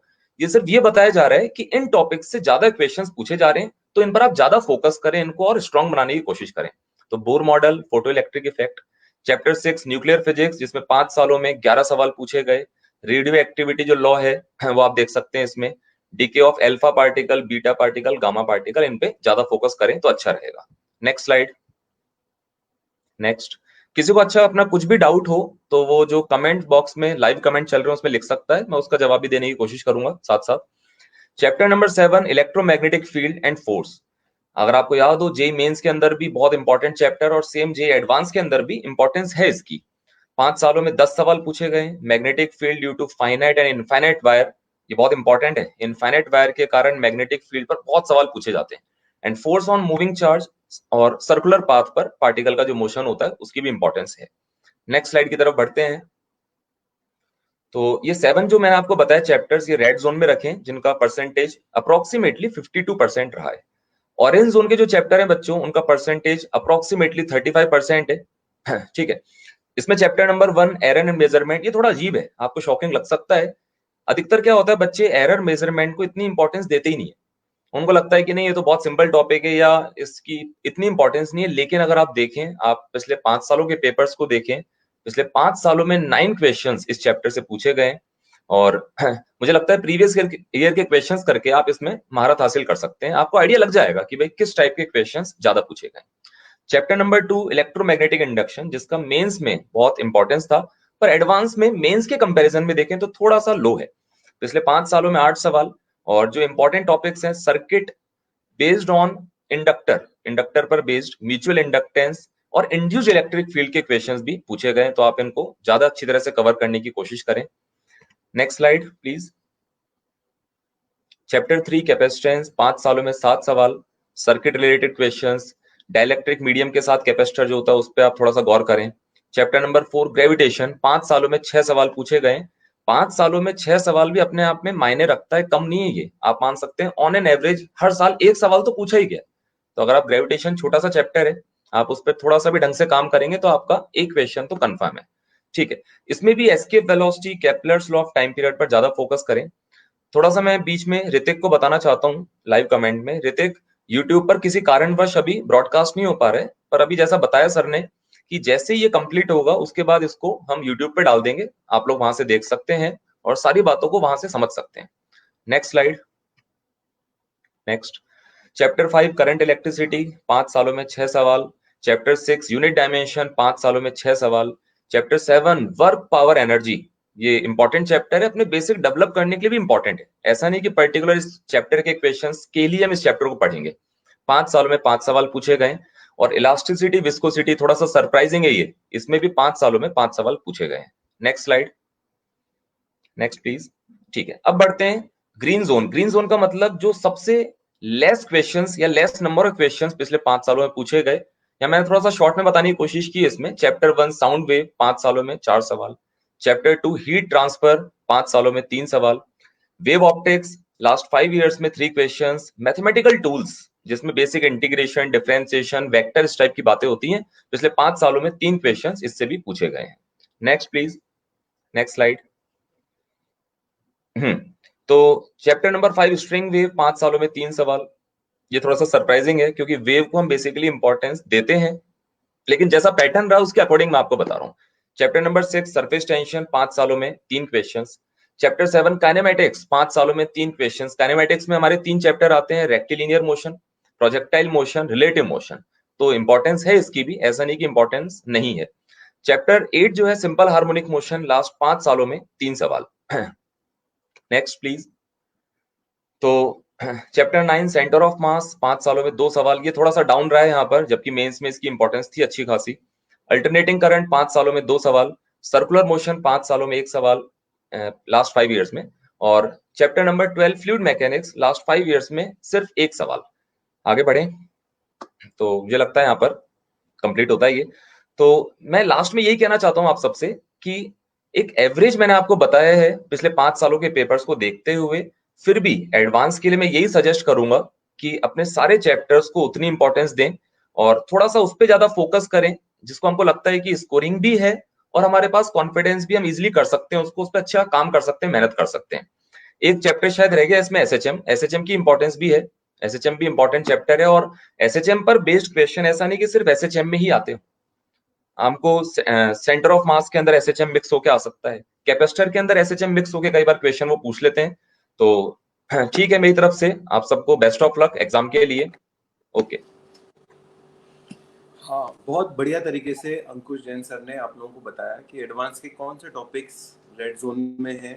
Red zone means most important topics, very clear cut bifurcation of the most important, mediocre और important and least important topics of JEE advance. ठीक है बच्चों, कुछ बच्चों के इसमें कमेंट्स आ रहे हैं, मैं उनके क्वेश्चंस भी लूंगा। जैसे एक बच्चे ने कमेंट किया है, Shail Trivedi sir, what material we are suppose to follow during revision time, previous year questions और कोचिंग शीट्स। तो इस क्वेश्चन को मैं अभी थोड़ी देर बाद डीकेजे सर से लूंगा। लेकिन बच्चों उससे पहले मैं जस्ट आपको एक छोटी सी किस्सा बताता हूँ, उसके बाद हम आगे चलेंगे। और आपके सामने होंगे जीडीएस सर। जीडीएस सर से हम लोग प्रश्न पूछेंगे। जीडीएस सर आपको बताएंगे कि लास्ट ईयर आईआईटी जेईई की कट ऑफ क्या रही। एक बार क्या हुआ, महाभारत के युद्ध में जब अर्जुन युद्ध करने के लिए गए तो उन्होंने सामने देखा कि उन्हीं के कजन सामने से युद्ध कर रहे हैं, उनके पितामह सामने से युद्ध कर रहे हैं। और उनके मन में बड़ी आशंकाएं आई कि इस युद्ध का परिणाम क्या होगा, क्या मुझे अपने ही रिश्तेदारों को का वध करना होगा, क्या हम सब लोग साथ कभी रह पाएंगे, नहीं रह पाएंगे, मेरे परिवार का क्या होगा, इस युद्ध का परिणाम क्या होगा। तो आप सबने वो संस्कृत का श्लोक सुना होगा, कर्मण्येवाधिकारस्य मा फलेषु कदाचन। इस समय इस कोविड की सिचुएशन में हम सब लोगों की स्थिति वही हो रही है। खास तौर पे मैं आपकी स्थिति को बहुत भली बातें समझ सकता हूँ कि आपको जब पता चला कि मेरे को इस मई के टाइम पे एग्जाम देना है, 2020 वाले बच्चों की बात कर रहा हूँ, अप्रैल में उनको जेई मेंस का एग्जाम देना है, everything was settled, everything was planned, we were planning to give exam in April then May, और आपको अचानक पता चलता है कि अरे 2 महीने एग्जाम आगे खिसक गया। फिर आपको पता चलता है अरे ये तो और आगे खिसक गया। तो आपकी स्थिति बिल्कुल वैसी ही है कि क्या परिणाम होगा क्या नहीं होगा। तो श्री कृष्ण ने जो भागवत गीता में बोला है वही स्टेटमेंट आपके लिए इस समय सर्वोत्तम है कि आप अपने कर्म को किए जाए, फल की चिंता ना करें। यदि आपका कर्म स्ट्रीमलाइन होगा तो फल अपने आप अच्छा होगा। तो बस आपको मेहनत करते जाना है बच्चों, एक यही मूल मंत्र है। कौन सा मटेरियल पढ़ना है अभी उस क्वेश्चन को हम लोग लेंगे, लेकिन मैं जीडीएस सर से रिक्वेस्ट करूंगा, जीडीएस सर ऑनलाइन अभी स्क्रीन पे आए। जीडीएस सर, गौतम डोलिया सर बच्चों के काफ़ी फेवरेट हैं और हम सब में सबसे छोटे हैं, और ये आपको बताने वाले हैं कि आप जिस रैंक का सपना देख रहे हैं वो रैंक लाने के लिए आपको आईआईटी एडवांस में कितने मार्क्स चाहिए। सो ऐसा कहते हैं, there is a theory of secret, the secret theory of attraction, the secret करके बुक है, मैंने भी वो किताब पढ़ी, Linda Byrne is the writer. It says that whatever you think, whatever you plan, whatever you feel, जो भी आप सोचते हो, अगर लगातार उसके बारे में बहुत एकदम जुनून से सोचोगे कि मेरे को 100 में रैंक लानी है, मेरे को इतने मार्क्स लाने हैं, और अगर आप एकदम अपने मन में ठान लेते हो, तो सृष्टि का हर एक आदमी, हर एक पार्टिकल, एवरीथिंग, आपके आसपास की जो नेचर है वो आपकी तरफ उसको धीरे धीरे करके धकेलने लगती है। तो ये आपको आज इस शो के बाद अपने दिमाग में बिठाना है कि आपको कौन सी रैंक चाहिए।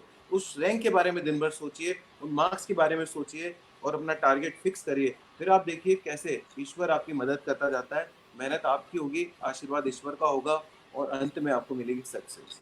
तो जीडीएस सर प्लीज आप कैरी करें, इसके बाद बच्चों को बताएं। तो बच्चों अभी यहाँ पे हम रिलायबल इंस्टीट्यूट के बिहाफ में आपको लास्ट 10 ईयर में जो रैंक वाइज परसेंटेज मार्क्स बच्चों ने स्कोर किए हैं उसको प्रेजेंटेशन के थ्रू मैं आपके सामने वो इन्फॉर्मेशन रखने वाला हूँ। तो स्टार्ट करते हैं बिना कोई टाइम वेस्ट किए। Can we have the first slide?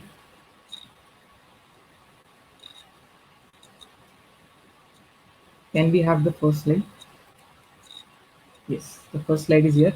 देखो बच्चों, आप देख सकते हो बड़े आराम से इसमें स्क्रीन पे कि हमने हर साल पिछले 10 सालों में एक पूरे डिकेड को हमने लिया 2010 से 2019 और डिफरेंट रैंक कैटेगरीज कर रखी है। रैंक 100, 500, 1000 फिर 10,000, 5000 तक है, फिर 10,000।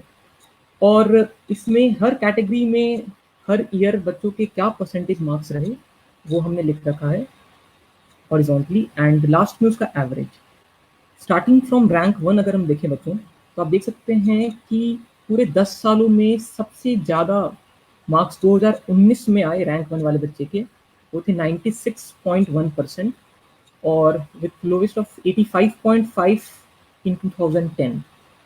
इन 10 सालों में अगर हम एवरेज देखें तो ये 91.9 का एवरेज, दैट इज नियरली 92%। मतलब कि पिछले 10 सालों में अगर हम देखें कि जिस बच्चे की रैंक 1 आ रही है ऑन एन एवरेज उसका क्या स्कोर रहा है, तो 92% के आसपास रहा है। वैसे ही रैंक 100 के लिए हम देख सकते हैं बच्चों कि रैंक 100 के लिए जो पिछले 10 सालों में हाईएस्ट स्कोर है वो 2017 में 83.3% है और विथ लोएस्ट ऑफ 68.6 इन 2016। इन 10 सालों में एवरेज इसका 75.6 आता है। मतलब अगर 100 रैंक लाने वाले बच्चे की मार्क्स देखें, जिस बच्चे की रैंक 100 आ रही है उस बच्चे के मार्क्स को देखें ऑन एन एवरेज 10 सालों में क्या मार्क्स हैं, इसके 75%, 76% के आसपास के नंबर हैं 100 रैंक के लिए। वैसे सिमिलरली 500 रैंक के लिए आप चेक कर सकते हो, लोवेस्ट 54.6 अगेन 2016 में एंड हाईएस्ट ऑफ 77.3 इन 2017। इसकी एवरेज 65.9 नियरली 66% आती है। तो आप देख सकते हैं तो 500 रैंक के अंतर्गत अगर आप एम कर रहे हो तो आपके परसेंटेज ऑन एन एवरेज अगर हम देखें 10 सालों के, हालांकि आप देख सकते हैं हर साल year two year marks very कर रहे हैं, पर फिर भी एक एवरेज से एक रफ आइडिया लगता है अपने को 66-65% के आसपास के जो मार्क्स हैं ये मार्क्स लगभग रहे हैं बच्चों के 500 रैंक। ये परसेंटेज मार्क्स है बच्चों 65-66% पिछले 10 सालों में।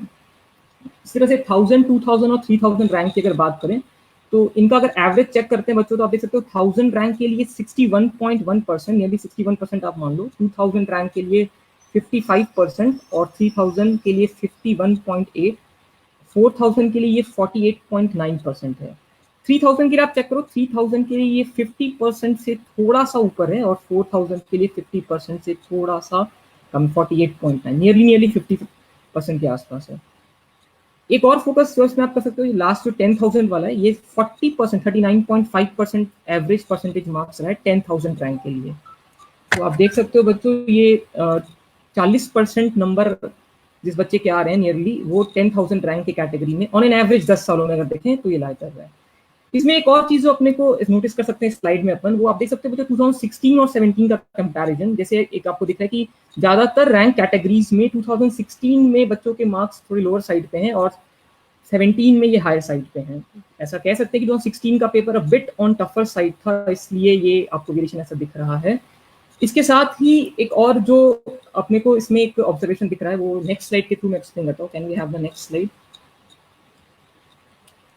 इस स्लाइड में बच्चों आप देख सकते हो कि 1000 रैंक, 2000, 3000, 4000 एंड 5000 रैंक जो है उसके परसेंटेज मार्क्स में अगर हम वेरिएशंस को देखें तो आप देख सकते हैं 1000 रैंक के लिए जो एवरेज परसेंट था वो 60%, 61% के आसपास है और 2000 के लिए वो 55.1 है। या वेरिएशन देखो ना तो 6% मार्क्स के वेरिएशन पे ये 1000 रैंक वेरिएट हो रही है 6% मार्क्स के वेरिएशन पे और एन एवरेज। वही 2000 से 3000 ये सिर्फ 3% का वेरिएशन है और ये 1000 रैंक का वेरिएशन आपको दिख रहा है। 3000 से 4000 अगेन ये 2.9, 3.1% के आसपास का वेरिएशन है और उसके आगे ये और कम 2% के आसपास, 2.2% के आसपास का वेरिएशन। अगर आप इस स्लॉट को देखो ना, ये 3000 से 5000 वाला स्लॉट, आपको दिखाई देता है यहाँ पे जो चेंज है वो बहुत ही लेस स्टीप है। 1000 से 2000 में वो चेंज काफी स्टीप है कंपैरेटिवली। इसका मतलब है कि बहुत 6% के चेंज में 1000 रैंक का चेंज आया, जबकि यहाँ पे आप देख सकते हैं 3% के चेंज में 1000% का चेंज आया। ये जो बच्चे होते हैं 3000 से 5000 वाले रेंज वाले बच्चे, आप इसमें बहुत ज्यादा अंतर नहीं होता इन बच्चों की प्रिपरेशन में, इन बच्चों की मेहनत में। ये प्रेजेंस ऑफ माइंड और वो दिन आपका कैसा जाता है, ये वो बच्चे होते हैं जिनका थोड़ा दिन अच्छा चला गया तो वो 3000 वाले कैटेगरी में अगर हैं तो वो, अगर दिन खराब हो गया तो 5000 वाले कैटेगरी में लेकर जाते हैं। 1 से 2 सवाल के अंतर में आप देख सकते हैं 2 से 4% के अंदर ये पूरा का पूरा 2000 रैंक का वेरिएशन है 3000 से 5000 के रेंज में। तो ये बच्चों मैंने रफली एक स्टीमेट आपको दिखाया है कि अगर आप कुछ एम आपके दिमाग में हो जेईई एडवांस को लेकर के, तो क्या मार्क्स आपको टारगेट करने चाहिए उस रैंक के अकॉर्डिंग। एक और नेक्स्ट स्लाइड में मैं आपको कट ऑफ मार्क्स के बारे में जानकारी देता हूँ। Can we have the next slide? ये बच्चों 10 सालों के कट ऑफ मार्क्स को कंपेयर कर रखा है मैंने यहाँ पे। ईयर लिखा है और बगल में मैंने उस साल का कट ऑफ मार्क्स लिखा है, उसके बगल में टोटल मार्क्स है उस पेपर का और परसेंटेज कट ऑफ लिखा है। बच्चों अगर आप परसेंटेज कट ऑफ देखो ना तो आपको दिखाई देगा मैक्सिमम जो 10 सालों में दिखाई दे रहा है 48% रहा है कट ऑफ मार्क्स परसेंट 2011 में, और ये लोवेस्ट है 2016 में 20%। हालांकि देखा हमने पिछले स्लाइड में भी 2016 में हर रैंक कैटेगरी में मार्क्स जो थे वो रिलेटिवली हर साल से थोड़े कम थे, जो कि ये कहीं ना कहीं इंडिकेशन है कि रिलेटिवली 2016 का पेपर थोड़ा सा टफर साइड में था बाकी पेपर्स के कंपैरिजन में। ये एक और बात इसमें आप देख सकते हो कि ये जो कट ऑफ मार्क्स है ना, ये कॉमन रैंक लिस्ट के अकॉर्डिंग दी है। ये सारा जो कट ऑफ परसेंटेज लिख रखा है कॉमन रैंक लिस्ट में आपका आना ये तय नहीं करता कि आपको जेईई एडवांस में के थ्रू एक कोई सीट आईआईटी में मिल जाएगी। आईआईटी एक रैंक लिस्ट निकालती है और फिर काउंसलिंग के थ्रू जो नंबर ऑफ सीट्स होते हैं उससे ज्यादा नंबर ऑफ रैंक्स वो कॉमन रैंक लिस्ट में निकालती है। तो ये कट ऑफ जो मार्क्स हैं ये उस कॉमन रैंक लिस्ट के अकॉर्डिंग है।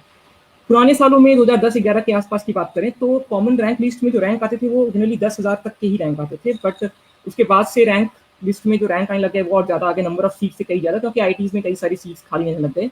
ये भी कारण है कि आप देख सकते हो कि पीछे 2015-16 के आसपास ये जो कट ऑफ के मार्क्स हैं और डिग्रेड हो रहे हैं, क्योंकि इसका कारण है कि आईआईटी और ज्यादा जो जेईई आईआईटी की काउंसिल है, जो ये रिजल्ट जो ऑर्गेनाइजिंग आईआईटी होती है और एमएचआरडी ने मिलकर के तय किया कि ये ज्यादा रैंक तक रैंक लिस्ट में देना चाहिए क्योंकि सीट्स खाली ना रह जाए। फिर भी अगर हम 10 सालों का ऑन एन एवरेज देखें तो कॉमन रैंक लिस्ट में किसी बच्चे को अगर आना है तो 10 सालों के हिसाब से एवरेज 32% मार्क्स उसके होने चाहिए जेईई एडवांस में, ताकि वो अपना नाम कॉमन रैंक लिस्ट में दर्ज करा पाए। तो ये था बच्चों एक छोटा सा एनालिसिस आपको कट ऑफ मार्क्स का और रैंक वाइज क्या परसेंटेज मार्क्स रहे हैं इसका। तो अब हम यहीं पे अपना स्लाइड एंड करेंगे और मूव ऑन करेंगे, शो को आगे बढ़ाते हैं। थैंक यू जीडीएस सर, आपने बहुत ही बढ़िया तरीके से सभी बच्चों को आईआईटी जेईई एडवांस के कट ऑफ का एक अंदाज़ा दिया और मुझे उम्मीद है कि बच्चे इससे अपना टारगेट सेट करेंगे। अब हम चाहेंगे कि डीकेजे सर और एसएनएस सर इसकी ऑन स्क्रीन आए और कुछ क्वेश्चंस हैं और उनसे हमें कुछ टिप्स लेने हैं। तो डीकेजे सर इस समय हमारे साथ हैं। डीकेजे सर हमें टिप्स देने वाले हैं कि एक एसएनएस सर से इस बीच में क्वेश्चन है, क्योंकि बच्चे कुछ क्वेश्चंस बार बार पूछ रहे हैं व्हाट्सएप पे, मुझे भी पूछ रहे हैं और भी टीम मेंबर्स के पास भी क्वेश्चन आया है। एसएनएस सर ये बताइए कि यदि कोई स्टूडेंट आपसे पूछता है कि what is the difference between online and offline studies and which would you prefer, अगर आप एक स्टूडेंट होते तो आप कौन सी वाली स्टडी को ज़्यादा प्रेफर करेंगे? तो आप इस प्रश्न का जवाब दें प्लीज़, क्योंकि आप हम सब में सबसे एक्सपीरियंस्ड फैकल्टी मेंबर हैं। आप मेरे से भी 10 साल ज़्यादा एक्सपीरियंस है और मुझे कई सारी चीज़ें आपसे सीखने को मिलती है। तो मैं चाहता हूँ हमारे बच्चों को आप कुछ टिप्स दें इस बारे में। SNS sir. बिल्कुल बिल्कुल। हेलो। Yes sir. तो मैं मतलब सारे बच्चों से ये बताना चाहता हूँ कि ऑफलाइन और ऑनलाइन दोनों जो मेथड्स हैं पढ़ाई के, इस टाइम पर कोविड-19 के टाइम पर हमारे पास ऑप्शन नहीं है ऑफलाइन का, इसलिए हम ऑनलाइन पढ़ते हैं। अगर हमारे पास ऑप्शन ऑफलाइन का है तो हम ऑनलाइन उतना प्रेफर नहीं करते। हमारे अपने बच्चे हम देख रहे हैं कि ऑनलाइन में जो पढ़ाई कर रहे हैं, ऑफलाइन के रिस्पेक्ट में वो पढ़ाई 30 से 25% या 30%, यानी बहुत कम। इतनी कम पढ़ाई हो पाती है उनकी कि मतलब अगर ऑफलाइन का ऑप्शन है तो ये ऑप्शन बहुत मतलब फायदेमंद तो नहीं है। एक ऐसे मान के चलिए सीएसएस सर, जैसे ऑफलाइन होता है ना, वो एक मंदिर की तरह है। जो इंस्टीट्यूट होता है वो एक मंदिर होता है, और जब बच्चे उस मंदिर में प्रवेश करते हैं ना, तो वो जो भाव जगता है, पढ़ाई का जो सीखने का जो जज्बा पैदा होता है ना, वो उन्हें सेलेक्ट कराता है। नॉलेज तो एक ऐसी चीज होती है, ठीक है हमारे पास भी है, किसी और के पास भी है, लेकिन सिर्फ नॉलेज से हम कभी कभार आगे नहीं बढ़ पाते। बढ़ने के लिए जो टेम्परामेंट चाहिए होता है, जो श्रद्धा भाव अपने टीचर्स के लिए चाहिए होता है, वो मंदिर में आने के बाद, भगवान को सामने से देखने के बाद कुछ अलग ही होता है। ऐसे मतलब ऑनलाइन जो नहीं, मोबाइल पे देख लिया या लैपटॉप पे देख लिया, तो वो अंतरात्मा नहीं जगती बच्चे की। अंतरात्मा तो तभी जगती है जब हम उस मंदिर में प्रवेश करते हैं और भगवान के चरण स्पर्श करके अपनी श्रद्धा, अपनी पूजा अर्चना चालू करते हैं। तो बिल्कुल बेसिक डिफरेंस मुझे ही समझ में आ रहा है कि ये बहुत बड़ा डिफरेंस है। और कनेक्टिविटी होती है, जब बच्चा आपके सामने बैठता है, आप उसके पास जाते हो, अपना हाथ उसके सर पे रखते हो, एक आशीर्वाद जो जनरेट होता है, वो भी उसकी मतलब अच्छा पढ़ने के लिए, मेहनत करने के लिए उससे प्रोत्साहित करता है। जब आप सामने उससे क्वेश्चन पूछते हो, उसका जवाब देता है ऑफलाइन टीचिंग में, तो वो जब पूरी क्लास उसके लिए तालियां बजाती है, उस तालियों की गड़गड़ाहट में जब वो खड़ा होता है और अपने चेहरे को देखता है, वो जो गर्व महसूस करता है ना, वो उसे आगे बढ़ाता है, वो उसे सिलेक्ट करवाता है। ये सब चीजों का अभाव हमें देखने को मिलता है अपनी ऑनलाइन में। वहां पर हम बच्चे को वो इंटरटेनमेंट ना कहें, मतलब वो जो भावनाएं हैं वो उत्पन्न नहीं कर पाते, थोड़ी सी कमी रह जाती है। इंटरेक्शन थोड़ा सा, डायरेक्ट कनेक्शन नहीं हो पाता टीचर और बच्चे, डायरेक्ट कनेक्शन थोड़ा सा कम रह जाता है। बिल्कुल, इसलिए बहुत सारे बच्चों के फोन आते हैं सीएसएस सर, है ना सर, बहुत सारे बच्चों के फोन आते हैं, कहते हैं सर कब कोटा खुल रहा है, कब हम आना चाहते हैं, हम तो बस बुला लो हमें तो हम आ जाएं। अब लेकिन ये तो गवर्नमेंट तय करती है, ये हम लोग तो तय नहीं कर सकते। मेरा तो ये है कि कल ही से चालू कर दूं, आ जाओ ना। ईश्वर करे ये कोरोना वाला जो प्रभाव है जल्दी समाप्त हो और हमारे जो बच्चे कोटा में पढ़ने चाहते हैं, अपने टीचर्स से उनके साथ उनको देखना चाहते हैं रोज, वो जल्दी हमारे पास आए और कोटा जो है वापस अपने बच्चों से पूरा, क्योंकि बच्चों के बिना कोटा भी सुना सुना सा लगता है और हम भी चाहते हैं, हमें भी बहुत याद आ रही है बच्चों के।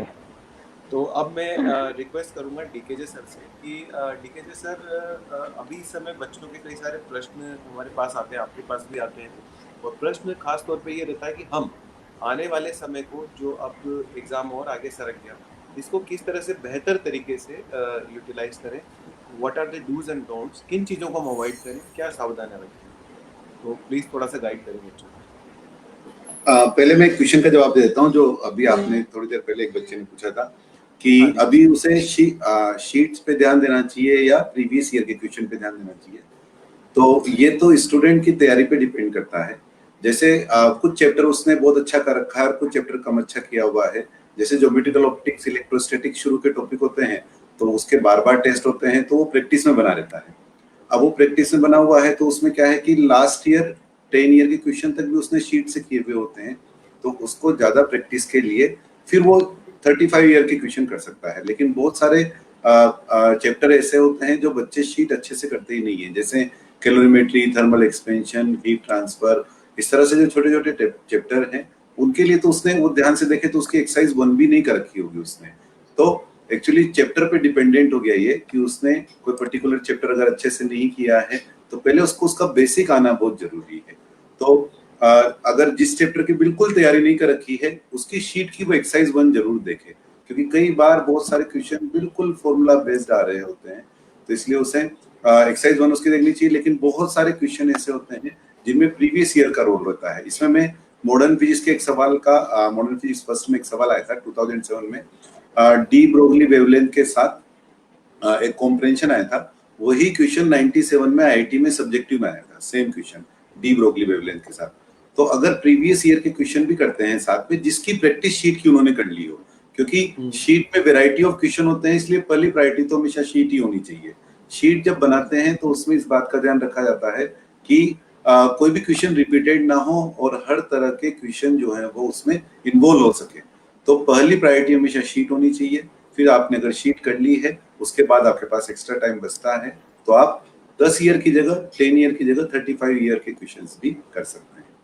इसके बाद मैं आपको स्लाइड शो से डिफरेंट कॉलेजेस जो जिनका एग्जाम बच्चे दे सकते हैं या जेईई मेन के मार्क्स के आधार पर जिन कॉलेज में उसको एडमिशन मिल सकता है उसके बारे में पहले बता दूं।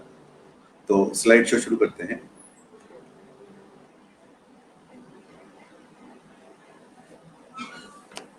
तो मेरी स्लाइड शो में अलग अलग इंजीनियरिंग कॉलेजेस के जो एग्जाम्स हैं ये नेशनल लेवल पे एग्जाम और स्टेट लेवल पे एग्जाम, उसके बारे में मैं आपको बताऊंगा। तो स्टार्ट करते हैं स्लाइड शो से। सबसे पहले जेईई मेन से शुरू करते हैं अपन। तो स्लाइड शो शुरू कर रहे हैं अपन। इसमें सबसे पहले आपको जेईई मेन की डेट तो पता लगी चुकी है। अब जेईई मेन का जो डेट है वो 1 सितंबर टू 6 सितंबर है। पहली वाली स्लाइड पे हैं अभी अपन, जेईई मेन जिसमें टॉपिक है। इसमें मैंने जो भी कॉलेजेस ऐड किए हैं यहाँ पर, साथ में उनका ऑफिशियल वेबसाइट भी दिया हुआ है जहां जाकर के आप अगर और कोई इंफॉर्मेशन आपको देखनी है तो वो देख सकते हैं। तो कॉलेजेस को मैंने यहाँ पर जब जमाया है तो इस बात की भी कोशिश करी है कि जो जनरली उनकी रैंक रहती है, जो बच्चे उसको पसंद करते हैं जिस ऑर्डर में, उस ऑर्डर में ही उसको जमाने की कोशिश की है। शुरू में मैंने जो एग्जाम्स लिए हैं 3, जेईई मेन, जेईई एडवांस और बिटसेट, उसके बारे में थोड़ा डिटेल एनालिसिस किया है और बाकी जो कॉलेजेस हैं उनके बारे में इंफॉर्मेशन दी है। फिर उन कॉलेजेस की इंफॉर्मेशन आप और डिटेल में उनकी जो वेबसाइट साथ में अटैच की हुई है नाम उसका, उस पर क्लिक करके जान सकते हैं। तो शुरुआत करता हूं मैं जेईई मेन से। एग्जाम की डेट अब पोस्टपोन्ड होकर के आपको जैसा पता है कि 1 सितंबर से 6 सितंबर हो गई है और जिन कॉलेजेस में आप इनमें एडमिशन ले सकते हैं वो 31 एनआईटीज हैं, 25 ट्रिपल आईटीज हैं और 28 गवर्नमेंट फंडेड इंस्टीट्यूट हैं। उसके अलावा 1654 प्राइवेट कॉलेज ऐसे हैं जो जेईई मेन के थ्रू एडमिशन लेते हैं। इसमें कुछ इंफॉर्मेशन जो काम की मैंने ऐड करी है वो ये है कि अभी आप इसमें आपके कुछ करेक्शन करने हो अगर तो चेंजेस करने हो अगर आपको, तो 4 to 15 जुलाई तक आप इसमें करेक्शन कर सकते हैं। कुछ अभी रिसेंट में जरूरी चीजों का आपको जो ध्यान रखना है वो ये कि कोविड-19 के कारण उन्होंने कुछ पासपोर्ट फोटो के लिए भी बोला है साथ में, तो आप कोशिश करके 6 पासपोर्ट साइज फोटो अपने साथ जरूर रखें और 4 पोस्ट कार्ड साइज फोटो अपने साथ जरूर रखें। मतलब जब जाएंगे तो उस दिन बैग में साथ जरूर लेकर के जाएं, उसकी जरूरत आपको पड़ सकती है।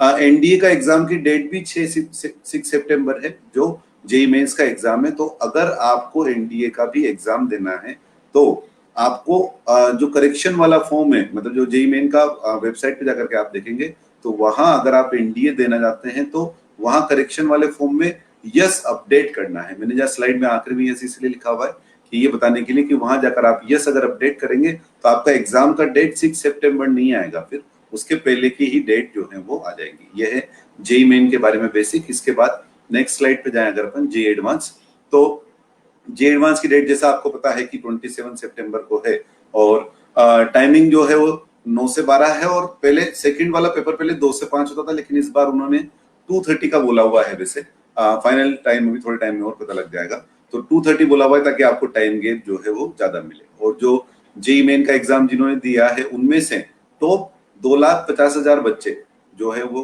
उसमें से पिक करेंगे। कभी अगर ऐसा हो कि मार्क्स जो है वो जस्ट इस तरह से हो रहे हैं कि 2,50,000 से ऊपर जा रहे हो तो थोड़े ऊपर भी चले जाते हैं, ऐसा नहीं कि एग्जैक्टली 2,50,000 पे उनको रोक देना है। और इसमें जो है एलिजिबिलिटी के बारे में आपको आइडिया है ही कि 75% 12th बोर्ड में वो मांगते हैं या टॉप 20% के लिए वो बोलते हैं, लेकिन इस बार ऐसा पॉसिबल हो सकता है, अभी बातचीत चल रही है, क्लियर नहीं है, इस बार ऐसा पॉसिबल हो सकता है क्योंकि डिफरेंट बोर्ड एग्जाम्स कोई कोई किसी के पूरे हो गए, किसी के पूरे नहीं हुए, तो प्रीवियस एवरेज के हिसाब से जो है दिए जा रहे हैं मार्क्स। तो हो सकता है, मैंने इसलिए रेड में लिखा है, नॉट कंफर्म्ड येट, अभी तक कंफर्म नहीं है, लेकिन इस तरह की बात चल रही है कि केवल इस साल के लिए जो है बोर्ड के एग्जाम को ये मार्क्स को रिमूव कर दे, है ना, ये चांसेस है, मैं इसको ये नहीं बता रहा हूँ कि ऐसा होना है, नॉट कंफर्म्ड येट इसीलिए लिखा है। अच्छा, इसके अलावा जो है आपको जब जेईई एडवांस का आप एग्जाम देते हैं तो सब्जेक्ट वाइज मिनिमम मार्क्स भी होते हैं। सब्जेक्ट वाइज मिनिमम मार्क्स मतलब आपको फिजिक्स में 10% तो लाने ही होंगे, जैसा लिखा है मैंने स्लाइड में, minimum 10% marks in each subject, 10% chemistry में, 10% मैथ्स में, और फिर ओवरऑल कॉमन रैंकिंग लिस्ट को सबकी निकालते हैं जिसने 35% से ऊपर लेकर के आया हो। जैसे अगर आपके लास्ट रैंक 20,000 के आसपास रैंक 45% पे आई हो तो भी वो 35% तक रैंकिंग देते हैं, लेकिन अधिकतर ये होता है कि वो 35% से भी उन्हें नीचे ला करके लाना होता है।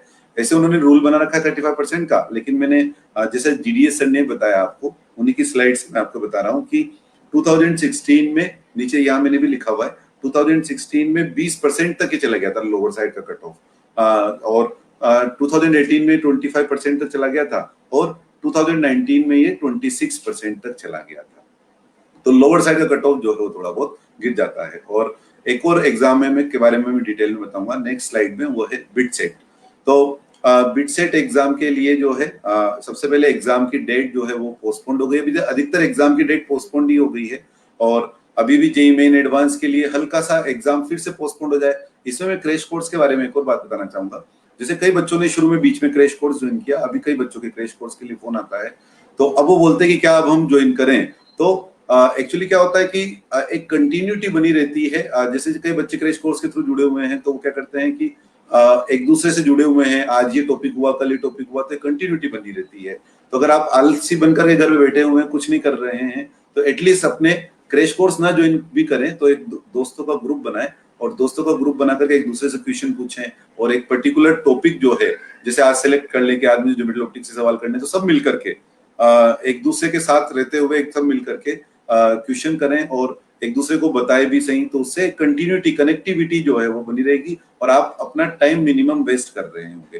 तो बिटसेट के बारे में बताता हूं मैं आपको कि इसकी एक्सपेक्टिंग डेट जो है वो अभी 6 अगस्त टू 10 अगस्त है। अगेन मैंने रेड किया हुआ है ये बताने के लिए कि ये एक्सपेक्टिंग डेट है 6 अगस्त टू 10 अगस्त। हालांकि भी ये पोस्टपोन लिखा हुआ है उन्होंने उसकी वेबसाइट पे। और बिटसेट की एलिजिबिलिटी जो है वो फिजिक्स, केमिस्ट्री और मैथ्स में 75% और उसके अलावा 60% हर एक इंडिविजुअल सब्जेक्ट में होना चाहिए। इसकी लगभग 2000 सीटों के लिए 2 लाख बच्चे करीब इसमें हर साल बैठते हैं, और 4 कॉलेज इसके बिट्स के हैं, पिलानी, गोवा, हैदराबाद, और एक और कॉलेज जो है वो है दुबई। हालांकि दुबई जो डिग्री देता है उसमें बिट्स पिलानी ही उसमें लिखा रहता है। और एवरेज पैकेज इन कॉलेजेस का 15 लाख है, यानी अच्छा माना जाता है, इसलिए मैंने इसको 3rd नंबर पे रखा है, एडवांस मेंस के बाद 3रे नंबर पे। पेपर के बारे में हल्का सा आइडिया दूं तो इसमें 150 मल्टीपल चॉइस क्वेश्चन आते हैं, जिसमें 40 फिजिक्स के हैं, 40 केमिस्ट्री के हैं, 45 मैथ्स के हैं, और 15 इंग्लिश प्रोफिशिएंसी के हैं, और 10 क्वेश्चन जो हैं वो लॉजिकल रीजनिंग के हैं। इंटरेस्टिंग पार्ट इसमें यह है, आखिरी में मैंने इंटरेस्टिंग पार्ट जो लिखा हुआ है वो ये है कि कई बच्चे ऐसे होते हैं कि वो पूरा पेपर जो है टाइम लिमिट के अंदर कर लेते हैं, तो उनके लिए वो 12 एक्स्ट्रा क्वेश्चन और प्रोवाइड करते हैं अगर टाइम बचा हो तो। लेकिन अगर एक बार आपने 12 क्वेश्चन एक्सेप्ट कर लिए, यस बोल दिया, तो फिर आपको फिर वापस पीछे लोड करके और जो 150 क्वेश्चन आप कर चुके हो उसमें चेंज नहीं कर सकते हैं। ये मैंने 3 कॉलेज मेनली डिटेल में बताया। बाकी और जो नेशनल लेवल के एग्जाम हैं जो आप दे सकते हैं उसको मैंने सीक्वेंस वाइज जमा रखा है। अभी जब मैं नेक्स्ट स्लाइड पे जाएंगे, 4th स्लाइड पे, तो इसमें जो मैंने जमा रखा है ये जो कॉलेजेस हैं नेक्स्ट स्लाइड में, तो हाँ ये वाली, तो इसमें क्या है कि मैंने अभी हर एक का डिटेल नहीं लिखा क्योंकि ऐसे बहुत सारे कॉलेज है तो कहाँ तक डिटेल लिखेंगे, लेकिन अगर आपको इनमें से किसी भी कॉलेज में इंटरेस्ट है तो आप इसकी वेबसाइट पर जाकर के और देख सकते हैं। ये कॉलेज मैंने अलग अलग लोगों से सलाह लेकर के और उस हिसाब से रैंकिंग वाइज जमाया हुआ है। हमारे यहाँ जो अलग अलग मैनेजमेंट में लोग हैं उन सब के लोगों की मदद से ये रैंकिंग जमाई हुई है। फिर भी ये थोड़ा ऊपर नीचे हो सकता है जो आप आपके हिसाब से एडजस्ट कर सकते हैं। तो इसमें तीन अपने लिख लिए, देख लिए, मतलब जे एडवांस, जे मेंस और उसके अलावा बिटसेट। उसके अलावा अभी नेक्स्ट जो फोर्थ से हैं वो Indian statistical institute Kolkata, ISI नाम है इसका। और उसके अलावा फिफ्थ नंबर पे national institute of science education and research, छठे पे कॉमेड है, सातवें पे निरमा है, आठवें पे VIT वेलोर है। कुछ कॉलेजेस का भी धीरे धीरे आ रहा है इंफॉर्मेशन की वो जेई मेन की रैंकिंग के थ्रू ही जेई मेन के मार्क्स के थ्रू ही ले लेंगे, तो आपका जेई मेन को अच्छे से देने की इंपॉर्टेंस इससे से बढ़ जाती है कि अगर एग्जाम्स ज्यादा नहीं हो पाए, हर एक कॉलेज एग्जाम नहीं ले पाया, तो अधिकतर लोग जेई मेन के मार्क्स को ही एक्सेप्ट करेंगे। इसलिए आपको जेई मेन को बहुत ही ध्यान से देना है। और जेई मेन के जो स्पेसिफिक चैप्टर्स है लाइक सेमीकंडक्टर, POC, EMW जो इतना छोटा चैप्टर है, मुश्किल से 10 से 15 मिनट में आता है, से एक क्वेश्चन हर पेपर में 2019 में आया था।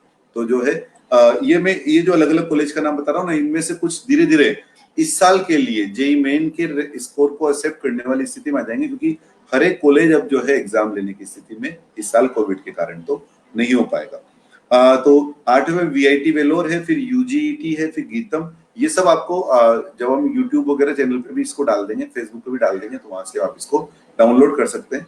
12 पे SRM है, 13 पे अमृता है, नेक्स्ट स्लाइड में 14 पर NMAT है। और इस तरह से ये मैंने कुछ 22 कॉलेज को जमा रखा है। और 16 पे भारतीय विद्यापीठ है, 18 पे UPS है, 19 पे MU है। ये नेशनल लेवल के अलग अलग एग्जाम है। जनरली अपन क्या है, 3 ही एग्जाम दे रहे होते हैं, जेई मेंस, जेई एडवांस और उसके अलावा बिटसेट। लेकिन अगर एक्चुअली क्या है, हर एक दिन तो अच्छा नहीं होता है हमेशा। तो कभी कभी क्या होता है कि एक बच्चे ने एक सवाल पूछा है बीच में करण सिंह के लिए, मैं जवाब देना चाहता हूँ, बोर्ड मार्क्स भी देखेंगे क्या? तो बोर्ड मार्क्स वैसे तो देखने चाहिए, लेकिन मैंने जानकर के रेड से लिखा था। इस साल ऐसा पॉसिबल है, अभी सिर्फ बातचीत के दौर में है। एक्चुअली क्या है, जब बातचीत के दौर में होता ना, तो ये अखबार वाले दे देते हैं, जैसे किसी न्यूज में आ गया कि जो है इस बार ये बातचीत के दौर में है कि अलग अलग बोर्ड की स्थिति अलग अलग रही, तो क्यों ना इस बार जो है बोर्ड वाला क्राइटेरिया ही हटा दिया जाए। चांसेस वाली बात है, अभी कंफर्म नहीं है। तो इस स्लाइड में कुछ कॉलेज थे, ये मैंने जो कॉलेज बताए नेशनल लेवल के एग्जाम्स के लिए। अब इसके बाद नेक्स्ट स्लाइड पर आते हैं अपन। नेक्स्ट स्लाइड में जो है, अब मैंने बता रखा है नेक्स्ट स्लाइड में कि हेडिंग देखे आप, हेडिंग में है institute give direct admission on the basis of JEE main rank and marks.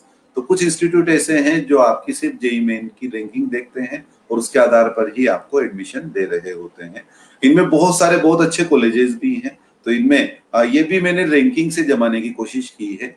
ये मैंने जो है वो मतलब आसपास लोगों की मदद लेकर के, जो एक्सपीरियंस लोग हैं उनकी मदद लेकर के, और इनको रैंकिंग से जमाने की कोशिश की है। फिर भी आप इसको अपने हिसाब से ऊपर नीचे देख सकते हैं। तो पहला वाला है Indian Institute of science Bangalore, दूसरा है IIIT हैदराबाद, ये बड़े पॉपुलर कॉलेज है।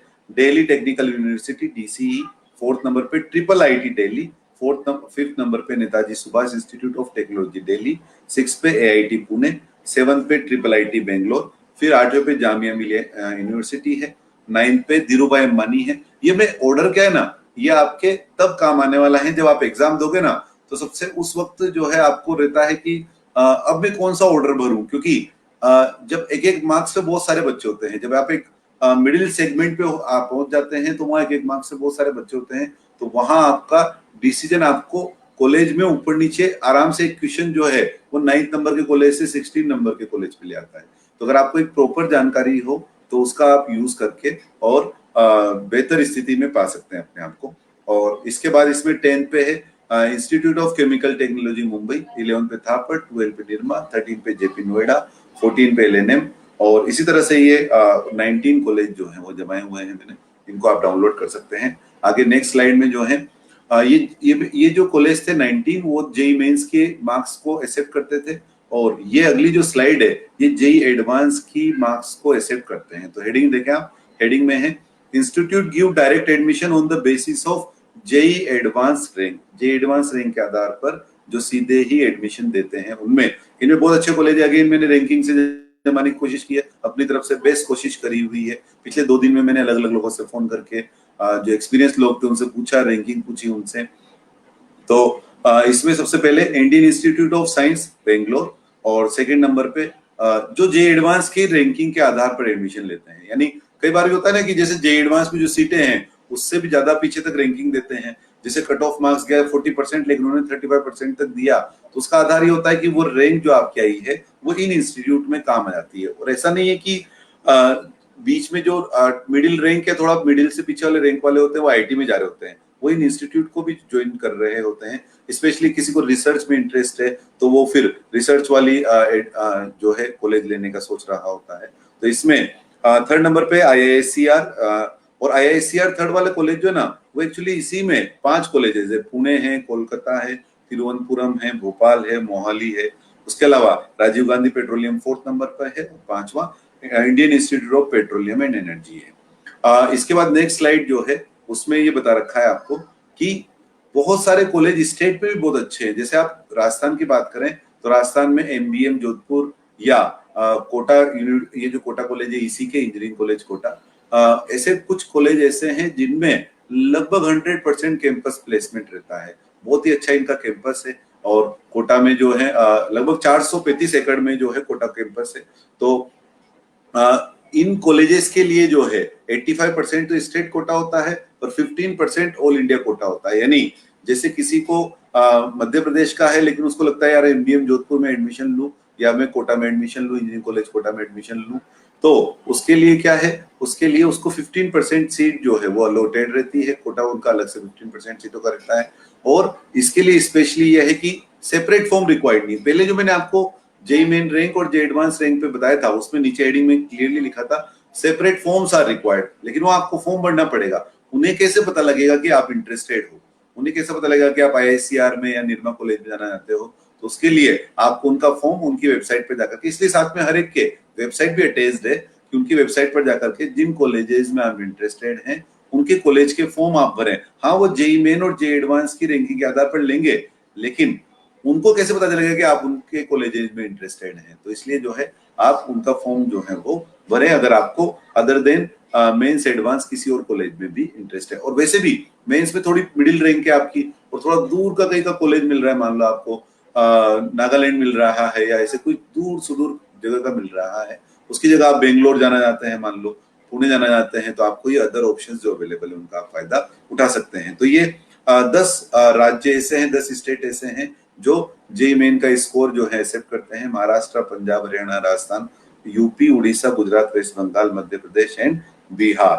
तो इसके बाद जो है नेक्स्ट स्लाइड में स्टेट लेवल के कुछ एग्जाम्स होते हैं। अगेन ये हर साल तो होते हैं, लेकिन इस साल क्या ये भी जेई मेन से ही लेंगे या किस तरह से लेंगे वो अभी धीरे धीरे पता लगेगा। लेकिन ये जो अपना खुद का अभी भी एग्जाम करा रहे हैं, जैसे राजस्थान ने तो बंद कर दिया कराना 2-3 साल से कि भाई हम तो जेई मेन से ले लेंगे, अलग से पेपर क्या करवाना है। लेकिन कुछ स्टेट अभी भी अपना अलग से एग्जाम ले रहे हैं। उनमें छत्तीसगढ़, केरला, कर्नाटका, सीटी, ये उन एग्जाम्स के नाम है जो अलग अलग स्टेट, जैसे यूपी वाले यूपी टीयू, गुजरात वाले गुजरात सीटी, इस तरह से ये एग्जाम ले रहे थे। तो अगर आप इनमें से किसी में इंटरेस्टेड है तो ये अटैच्ड वेबसाइट से आप डिटेल इन्फॉर्मेशन जो है वो जान सकते हैं। मेरी तरफ से मैं सिर्फ कुछ 1-2 टिप्स देना चाहूंगा आपको, नेक्स्ट स्लाइड में लिखा भी है मैंने। तो सम टिप्स में ये है कि मैं जैसे एग्जाम के टाइम पे फोकस करना चाहता हूँ कि जेई मेन का जो एग्जाम है जैसे 9:30 to 12:30 है या 2:30 to 5:30 है, और जेई एडवांस का जो एग्जाम है वो 9 से 12 और 2:30 to 5:30 है। तो इन एग्जाम्स में सबसे पहले तो जो है ये क्लियरली मेंशन्ड होता है कि आप कम से कम 1 घंटे पहले पहुंचे, क्योंकि उनको चेकिंग वगैरह करनी होती है। इस साल तो और ज्यादा चेकिंग उनको करनी रहेगी, टेम्परेचर भी वो चेक करेंगे आपका, तो थोड़ा और जल्दी वो आपको बुलाएंगे। तो इसका मतलब 9:30 के एग्जाम में आपका घर अगर जो है वो 30 मिनट की डिस्टेंस पर भी जहां आपका सेंटर आया या जिस भी होटल में आप रुके वहां से पहुंचने में आपको 30 मिनट भी लगे, और 1 आवर बिफोर तो वो आपको कम से कम बुलाते ही हैं। तो इसका मतलब 9:30 का अगर एग्जाम है तो आपको एटलीस्ट 7:30 तो अपने घर से रवाना होना है। 7:30 रवाना होना है, इसका मतलब 6:30 उठना है। 6:30 उठना है तो कई बच्चे क्या करते हैं रात को 2, 3, 4 बजे तक पढ़ते हैं। अभी भी कई बच्चे क्या होता है ना, डाउट पूछ रहे हैं, जैसे 1:30 बजे डाउट आता है उनका व्हाट्सएप पे, 1:45 बजे डाउट आता है। हालांकि ऐसा नहीं कि वो तभी पूछना चाहते हैं, उनका उद्देश्य होता है कि अभी तो पूछ के रख लेते हैं, सर जब सुबह उठेंगे तब बता देंगे। तो वो जो उस वक्त डाउट पूछे थे इसका मतलब उस वक्त तक जगे हुए हैं, 2 बजे तक जगे हुए हैं, 1 बजे तक वो जगे हुए हैं। तो अब अभी तो जग लेंगे, 3 बजे तक जग लेंगे, 4 बजे तक जग लेंगे, लेकिन एग्जाम वाले दिन अब उनको जल्दी सोना है, नींद आएगी नहीं, और फिर जब अचानक उठेंगे तो सुबह उठ के सर भारी है जैसे, और वो जो जितना एफर्ट दे सकते थे उससे कई लोग तो 50% एफर्ट तक आ जाते हैं। कई लोग 50% तक आ जाते हैं उसमें। तो इसका मतलब ये हुआ कि एफर्ट अगर अच्छा रखना है आपको, तो आपको आपकी बॉडी क्लॉक को जो है वो सेट रखना पड़ेगा। इसमें मैंने बॉडी क्लॉक पे जानकर फोकस किया है कि जैसे कुछ लोग मॉर्निंग पीपल होते हैं, कुछ लोग इवनिंग पीपल होते हैं। मतलब ये है कि कुछ लोगों को सुबह काम करना अच्छा लगता है, कुछ लोगों को रात को देर तक जगकर काम करना अच्छा लगता है। लेकिन जेईई मेन का एग्जाम तो आपके हिसाब से नहीं होगा कि आप मॉर्निंग पीपल हैं, इवनिंग पीपल हैं। एग्जाम का तो आपका टाइम जो है वो हो सकता है सुबह का आ जाए और आप इवनिंग पीपल हो सकता है शाम का आ जाए और आप मॉर्निंग पीपल हो। तो आपको इस बात पे ध्यान देना है कि आपका जो ये जो एग्जाम टाइमिंग है उस वक्त आप डेली पढ़ रहे हो, यानी आप सुबह 9:30 से 12:30 और शाम को 2:30 to 5:30 इस 3 घंटे लगातार आप पढ़ रहे हो। आपकी बॉडी क्लॉक को इस तरह से सेट कीजिए आप, ताकि आपका उस वक्त माइंड जो है वो अलर्ट रहे। तब आप आपको जितना आता है उसमें से बेस्ट आप जो है वो निकाल पाएंगे। इसका तो मेरा मेन पर्पस ये यहाँ पर ये बताना था कि आप बहुत समय इंतजार नहीं कीजिए कि भाई एग्जाम के 10 दिन पहले शुरू कर दूंगा, 11 दिन पहले शुरू कर दूंगा। अभी लगभग 52 डेज बचे हैं वैसे, लेकिन अभी से आपको थोड़ा बहुत जो रात को देर तक जगते हैं उनको थोड़ा बहुत शुरू करना पड़ेगा कि वो टाइमली सोएं, 11 से 12 के बीच में सो जाएं और 7 बजे के पहले पहले उठ जाएं, ताकि उनकी बॉडी क्लॉक जो है वो इस तरह से सेट हो सके। एंड द लास्ट स्लाइड जो है, नेक्स्ट स्लाइड। तो इसमें क्या है कि अब जैसे किस तरह से बॉडी क्लॉक को सेट करें, तो आप स्लीप शेड्यूल जो आपका बनाए वो एक फिक्स शेड्यूल बनाए। एक आदत बना लेंगे ना, जब आप जैसे 12 बजे सो रहे हैं तो 11:50 तक नींद भी नहीं आएगी, तो 4-5 दिन बाद आदत पड़ जाएगी, 12 बजते अपने आप नींद आएगी आपको। सुबह एटलीस्ट 100-200 मीटर जरूर घूमे। मैंने जानकर के एटलीस्ट 200 मीटर इसलिए लिखा है कि कई लोग कहते हैं कि इतना कहां से घूमे, टाइम कहां से लाए, अभी तो हम सवाल ही प्रैक्टिस नहीं कर पा रहे हैं, तो टाइम कहां से लेकर के आए। तो 100-200 मीटर घूमने में आपको लेस देन 2 मिनट लगेंगे। तो एक फास्ट वॉकिंग कर लें, 200 मीटर की, 300 मीटर की फास्ट वॉकिंग कर लें, तो उससे क्या है कि पूरे दिन भर आपका माइंड जो है वो अच्छे से काम करेगा। और जितना मिनिमम पॉसिबल हो सके लेट नाइट गैजेट्स जो हैं वो कम यूज करें। सोने के पहले कम से कम आधे घंटे पहले उनको छोड़ दें, वरना वो जगह रहने देंगे आपको। हर वक्त मैसेज आता रहेगा, व्हाट्सएप तो ऐसा है जिसमें हर वक्त मैसेज आता है और हर वक्त आप चेक करते रहते हैं, तो उसको छोड़ने की कोशिश करें। एक आखिरी मेरी तरफ से ये कि एक चेकलिस्ट बना के रखें, ताकि जाने के पहले आप चेक कर लें कि आपको जो जो जरूरी चीजें हैं वो आपने डाली या नहीं डाली।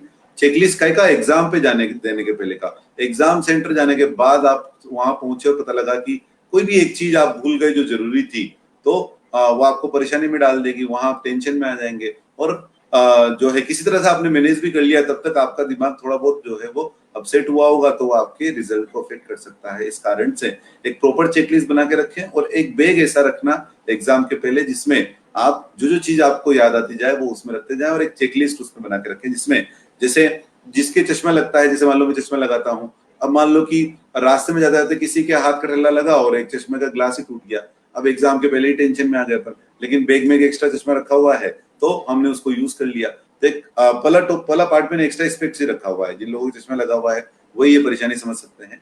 तो एक्स्ट्रा स्पेक्स का ध्यान रखें। जो जो जरूरी डॉक्यूमेंट्स उन्हें मांगा है, जैसे आधार कार्ड आजकल कहीं भी मांग लेते हैं, तो आप साथ में आधार कार्ड उस दिन एग्जाम के दिन साथ में जरूर लेकर जाएं। पासपोर्ट और पोस्ट कार्ड फोटो लेकर के जाएं और print copy of admit card लेकर के जाएं। ये मेरी तरफ से था, and good luck last slide में, और सभी को मेरी तरफ से all the best. Thank you. बहुत ही शानदार, डिस्क्रिप्टिव, सिस्टमैटिक, डिटेल्ड एनालिसिस जो आपने डीके सर सब बच्चों को बताया, और किस तरह से कौन से एग्ज़ाम्स बच्चों को देने चाहिए और आने वाले 1.5 महीने में बच्चों को किन बातों का ध्यान रखना चाहिए। आपने बहुत ही खूबसूरत सौम्य तरीके से, जिसको कहते हैं ना, एकदम रिस्पेक्टफुल तरीके से आपने बच्चों को बताया। एंड जो मेरी एक्सपेक्टेशन थी उससे भी बहुत अच्छा, बेहतर प्रेजेंटेशन, बहुत अच्छा जो डिटेल डिस्कशन है ये हमारी रिलायबल की फिजिक्स टीम आप कर रही है।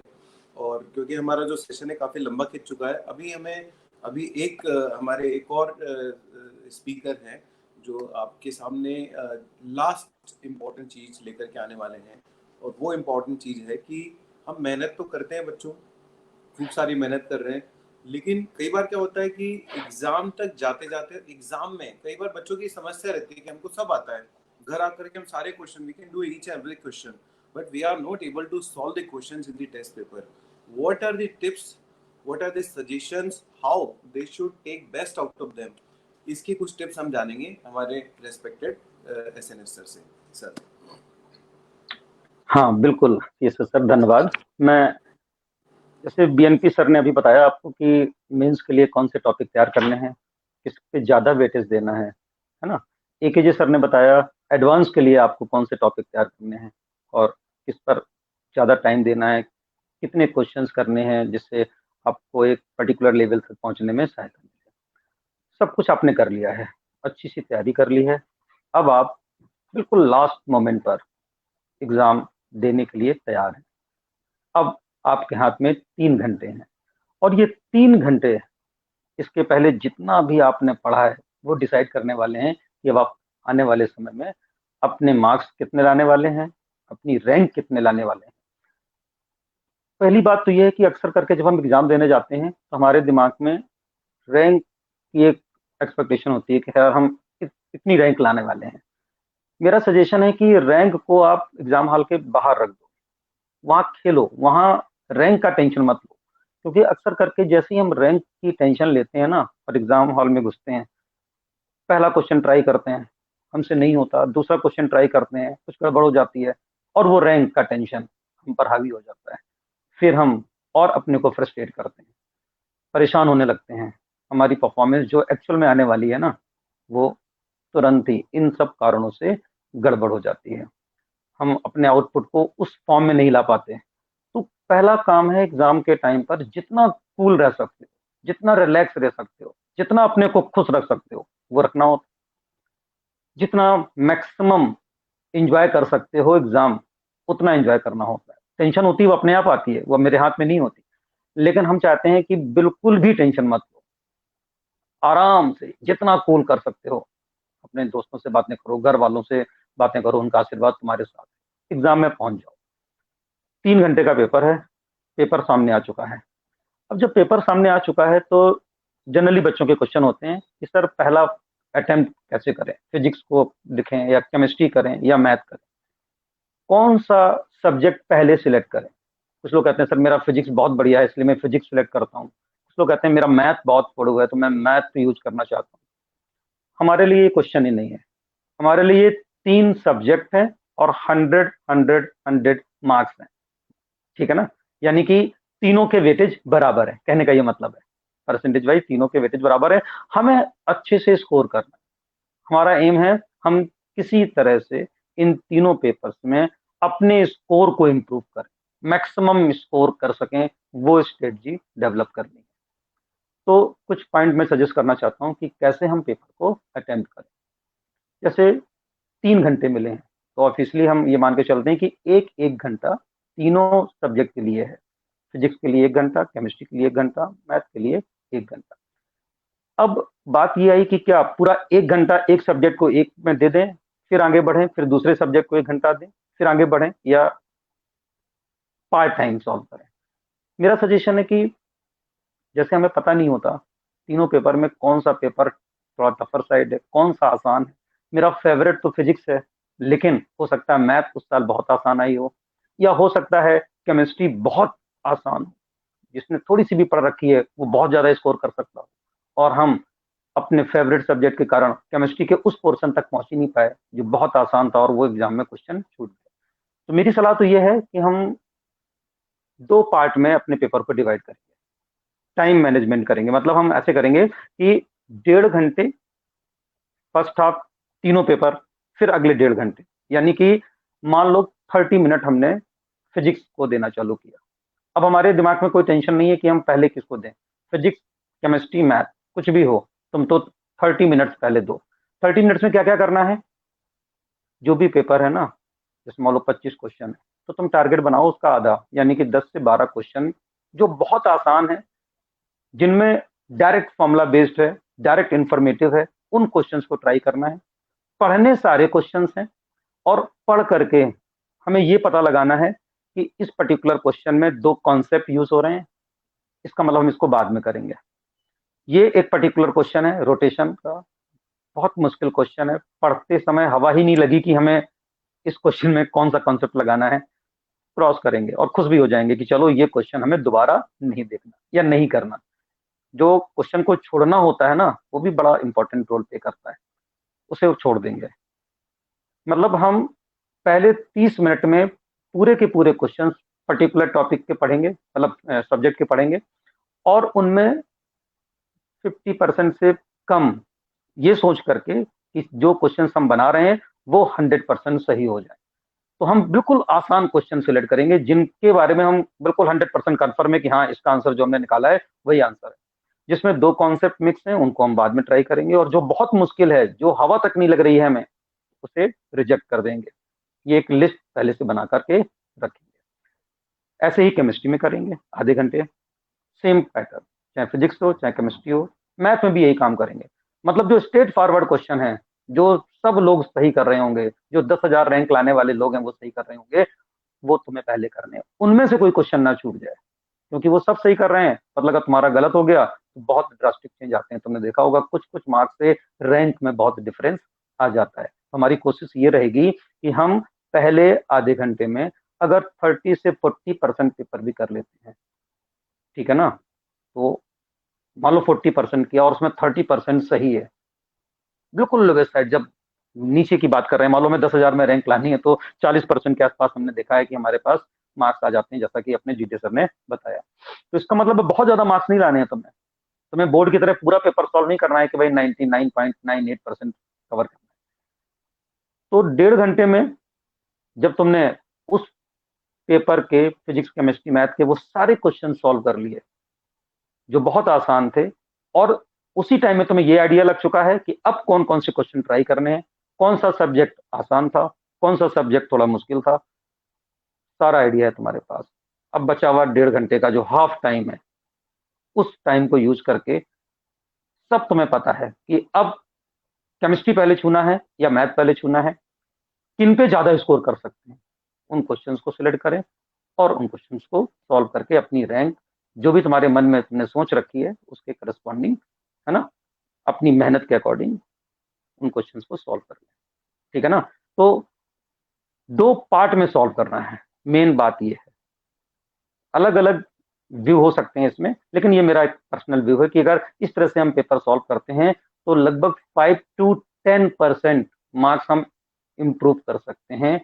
अगर हम लगातार एक सब्जेक्ट बहुत देर तक करते रहते हैं और कभी कभार वो बहुत मुश्किल सब्जेक्ट हुआ या उसके क्वेश्चन बहुत मुश्किल आए तो हमें डिप्रेस कर देते हैं। फिर वो जो आसान वाला जो लास्ट में हम करने वाले हैं ना, कभी कभार उसमें भी सिली मिस्टेक्स कर देते हैं और बहुत छोटे छोटे क्वेश्चन हमसे गलत हो जाते हैं। इसीलिए हम कह रहे हैं कि पहला हाफ हम सिर्फ उन क्वेश्चंस को सॉल्व करेंगे जो हमसे गलत नहीं होने वाले हैं। सेकंड हाफ में अब हमें पता चल चुका है कि जितना भी करना है उसका कुछ पार्ट तो हमें करना ही नहीं है, एक एक या दो क्वेश्चन हर टॉपिक में छूट रहे हैं जो बहुत मुश्किल है, और बाकी के सारे क्वेश्चन हम कर लेंगे। और अगर इतना हम कर लेते हैं तो बहुत अच्छा स्कोर करने वाले हैं, है ना। अपनी सारे पूरे साल की जो मेहनत है वो हमारी रंग लाएगी, लेकिन लगातार इस आदत की हमें प्रैक्टिस करनी पड़ेगी। लगातार हमें जो टेस्ट होते हैं, हमारे जो इंस्टीट्यूट होते हैं वो जो टेस्ट लेते हैं, उसमें इसी पैटर्न को रिग्रेसली फॉलो करना पड़ेगा, तभी जाकर के हम अपनी बेस्ट परफॉर्मेंस दे पाएंगे। ठीक है ना। तो यही कहते हुए मैं अपनी बात खत्म करता हूँ। ठीक है। थैंक यू एसएनएस सर, आपने बहुत ही बढ़िया शब्दों में स्टूडेंट्स को मोटिवेट किया। मैं चाहता हूँ हमारी सारी टीम अब स्क्रीन पे आ जाए। कुछ क्वेश्चंस हम लोग ले लेते हैं और उसके बाद अपने सेशन को यही विराम देंगे क्योंकि सेशन काफ़ी लंबा हो गया। क्वेश्चन किसी बच्चे का है क्या? तो ये था, हाँ, मटेरियल वाला क्वेश्चन अपन ने ले लिया था। सो कोई क्वेश्चन है क्या ऋषभ? कोई क्वेश्चन है तो पोस्ट करेंगे। Rank booster, okay, there is a question sir, please आप लोग रैंक बूस्टर रिलीज कर दीजिए, बहुत हेल्प करेगा रिवीजन के लिए। तो इस बच्चे को मैं बोलना चाहूँगा कि जैसा कि थोड़ी देर पहले एजे सर ने बताया था, we are planning to launch 2 program. एक प्रोग्राम का नाम है, मैं एक बार नाम भी आपको पढ़ के बताता हूँ। हाँ, एक प्रोग्राम का नाम है reliable test series. Reliable test series will contain 100 test, जैसा कि मैंने बताया था। तो बच्चों ये केवल टेस्ट नहीं है, ये विद एनालिसिस आपको अवेलेबल है। और रिलायबल की जो हमारी टेस्ट प्लेटफॉर्म है, उस टेस्ट प्लेटफॉर्म में आपको एक बहुत अच्छी सुविधा और मिलेगी। आपके जो भी गलत क्वेश्चंस होते हैं, सपोज करो आपने 20 टेस्ट दिए मान लो, और हर एक टेस्ट में आपने 4-4, 5-5 क्वेश्चन गलत किए, तो वो जो गलत वाले क्वेश्चंस हैं उनका आप एक पूरा स्टैक रेडी कर सकते हो और वो सारे जो रॉन्ग क्वेश्चंस है before going for the exam you can revise all of them in one shot, that is one thing. तो रिलायबल टेस्ट सीरीज जो है वो बच्चों को बहुत ही अफोर्डेबल प्राइस में हम लोग रिलायबल में अवेलेबल करवाने वाले हैं। विद इन 1 और 2 days we are going to announce that test series. 100 test उसके अंदर होंगे। देन रिलायबल रैंकर्स प्रोग्राम, जो रैंक बूस्टर प्रोग्राम था, that is actually reliable rankers program. इसके अंदर क्या होगा, वो 100 टेस्ट तो होंगे ही, लेकिन उसके अलावा हमारे लेक्चर्स भी होंगे जो जैसा कि भी आपको बताया था, मोस्ट इम्पॉर्टेंट टॉपिक जो अभी हमारे फैकल्टीज ने आपको बताया, वो उन मोस्ट इम्पॉर्टेंट टॉपिक्स की जो भी हमको लगता है कि यार इस टॉपिक में 2 सब टॉपिक ऐसे हैं जो हमको कवर करने चाहिए, तो उससे रिलेटेड कुछ थ्योरी भी वहाँ पे होगी। एंड आपको एक बहुत इंपॉर्टेंट चीज़ बता रहा हूँ दोस्तों, इस समय जो स्क्रीन पर ये आपके सामने टीम दिखाई दे रही है, इस टीम ने बहुत शानदार काम किया है पिछले 1.5 महीने में, 1.5 से 2 महीने में, और ख़ास तौर पर उसका जो श्रेय है ये BDS सर को जाता है। मेनली उन्होंने इस पर काफ़ी काम किया है, और वो है tips of the day. Tip of the day, आप अगर रिलायबल का सोशल मीडिया प्लेटफॉर्म फॉलो कर रहे हैं तो टिप ऑफ द डे में हम लोग रोजाना 1 या 2 टिप आपको देते हैं। और इस समय मेरे ख्याल से BDS सर को 40 टिप तो हो गए होंगे मेरे ख्याल से। I think 40 tip we have already yes sir, more than 50 होगा। बच्चों यकीन मानिए वो 40 52 के आसपास है ना? 40 सवाल हैं, और आप हार्डली आधे घंटे के अंदर वो 40 की 40 वीडियोस को देख सकते हैं। 30 सेकंड 1 मिनट के वीडियोस हैं। हर एक क्वेश्चन के साथ उसके एक क्वेश्चन होता है, उसके बाद आपको उसका आंसर अगली वाली टिप में मिलता है। आप उनको रिवाइज कर लेंगे, मेरी गारंटी है, मेरा पूरा यकीन है कि आपको 5 से 7 क्वेश्चन उन टिप ऑफ द डे में से जरूर मिलेंगे। Hats off to you all the team. जिस टीम लीडर के पास इस तरह की टीम होती है ना, उसको फिर ज़्यादा चिंता करने की ज़रूरत नहीं है, क्योंकि जैसा कि आपने देखा कि सारा का सारा जो पूरा सेशन था, टीम ने इतनी शानदार तरीके से तैयार किया और इतने बढ़िया तरह से आप लोगों के सामने प्रेजेंट किया। मेरा यकीन है कि ये जो आज का शो है, ये कई वर्षों तक, कई सारे सेशंस तक बच्चों के काम आता रहेगा। इसकी जो इम्पोर्टेंट टिप्स है वो बच्चे उनको यूटिलाइज करते रहेंगे। तो बच्चों हमारे साथ जुड़े रहिए, और मैं चाहता हूँ कि मैं टीम मेंबर हूँ इसलिए मैं तो धन्यवाद दूंगा, लेकिन आप सब भी अपने मन से अपने इन सारे टीचर्स को धन्यवाद दें कि उन्होंने इतने खूबसूरत तरीके से, इतनी बढ़िया तरह से आपके सामने इतनी बढ़िया प्रेजेंटेशन दी कि कोई भी तरह का डाउट आपके मन में नहीं होगा। कोई भी तरह का डाउट रह भी जाता है ना, तो हम लोग ये जो लाइव सेशन है उसकी वीडियो को आज रात को ही कोशिश करेंगे कि हमारे यूट्यूब चैनल पे वो डल जाए। आप उसके अंदर भी अपने क्वेश्चन पूछ सकते हैं, हम लोग मिलकर उसका जवाब देंगे। So thank you all of you, thank you, good night. And मेरे ख्याल से एक एक स्टेटमेंट आप सब भी दें, सारे टीम मेंबर, सब बच्चों को गुड लक बोलें। SNS सर आपसे शुरू करते हैं। हाँ, बहुत बहुत धन्यवाद इस पूरे जो हम लोगों ने, हमारी टीम ने, इसमें हम 2 लोगों के नाम और जोड़ना चाहेंगे CSS सर, अपने शिवम और ऋषभ, जिन्होंने इस पूरी प्रक्रिया में हमारा बहुत साथ दिया और बहुत अच्छे ढंग से उन्होंने इस पूरे प्रोग्राम को ऑर्गेनाइज करने में हमारी हेल्प की ना। वो पर्दे के पीछे के लोग हैं, लेकिन वो पर्दे के आगे के लोग हैं एक्चुअल में, ना। बहुत बढ़िया काम किया मुझे बहुत है ना। Thank you. वैसे तो पूरी टीम ही अपनी, और हमारे सारे बच्चों को आने वाले समय में कुछ सेशन हम और करेंगे, बाकी जो टीम मेंबर्स हैं उनके साथ भी हम लोग इस तरह का सेशन करेंगे। ठीक है जी सर, बच्चों को कोई लास्ट मिनट टिप आप देना चाहें? बस हंसते मुस्कुराते रहिए, बगैर टेंशन पड़ते रहिए, जो होगा अच्छे के लिए हो रहा है। बहुत बढ़िया। BNP सर, स्ट्रेस फ्री रहें बच्चे। बस बिल्कुल यही कहूंगा, जो आज अपने डिस्कशन हुआ है, इंपॉर्टेंट टॉपिक्स को पढ़ते रहो, मोटिवेटेड रहना बहुत जरूरी है ना। तो गॉड ब्लेस यू ऑल। ठीक है जी सर। बस सर यही कहना चाहता हूँ, जैसे सबने कहा, मस्त रहें, बिंदास रहें, पढ़ाई करते रहें, और अगर बाय चांस एग्जाम और शिफ्ट होता है तो उसको और पॉजिटिवली लें और बढ़िया तैयारी करें। Best of luck. BDS sir, thank you. Sir, BDS sir, sir मैं बच्चों को लास्ट में उनके एग्जाम के लिए गुड लक विश करना चाहूँगा। तो सारे बच्चों को जो भी जेईई एस्पिरेंट्स हैं, ऑल द बेस्ट मेरी तरफ से। बहुत बढ़िया, बहुत बढ़िया, धन्यवाद सभी को। और सब बच्चे टेंशन फ्री रहें। और देखो बच्चों, IIT is not and of the life. अगर किसी कारण से हमारा IIT सिलेक्शन नहीं होता, तो जैसा कि अभी DKJ सर आपको बता रहे थे, there are many colleges which are having very good ranking, very good packages, very good options. तो IIT is never end of the life. आपको अगर मान लो किसी कारणवश रह जाता है, पीछे रैंक आ जाती है, बट जब तक एग्ज़ाम नहीं होता तब तक अपनी तरफ से पूरी शिद्दत के साथ काम करें, उसके बाद फिर ईश्वर पे छोड़ दें, जो भी होगा अच्छा होगा। एक लास्ट 4 लाइनों के साथ मैं इस शो को खत्म करना चाहूँगा। जिंदगी की असली उड़ान अभी बाकी है, जिंदगी के कई इम्तिहान अभी बाकी है, अभी तो नापी है मुट्ठी भर जमीन हमने, अभी तो सारा आसमान बाकी है। Thank you, good night. बहुत बढ़िया sir. Good night. Good night. Good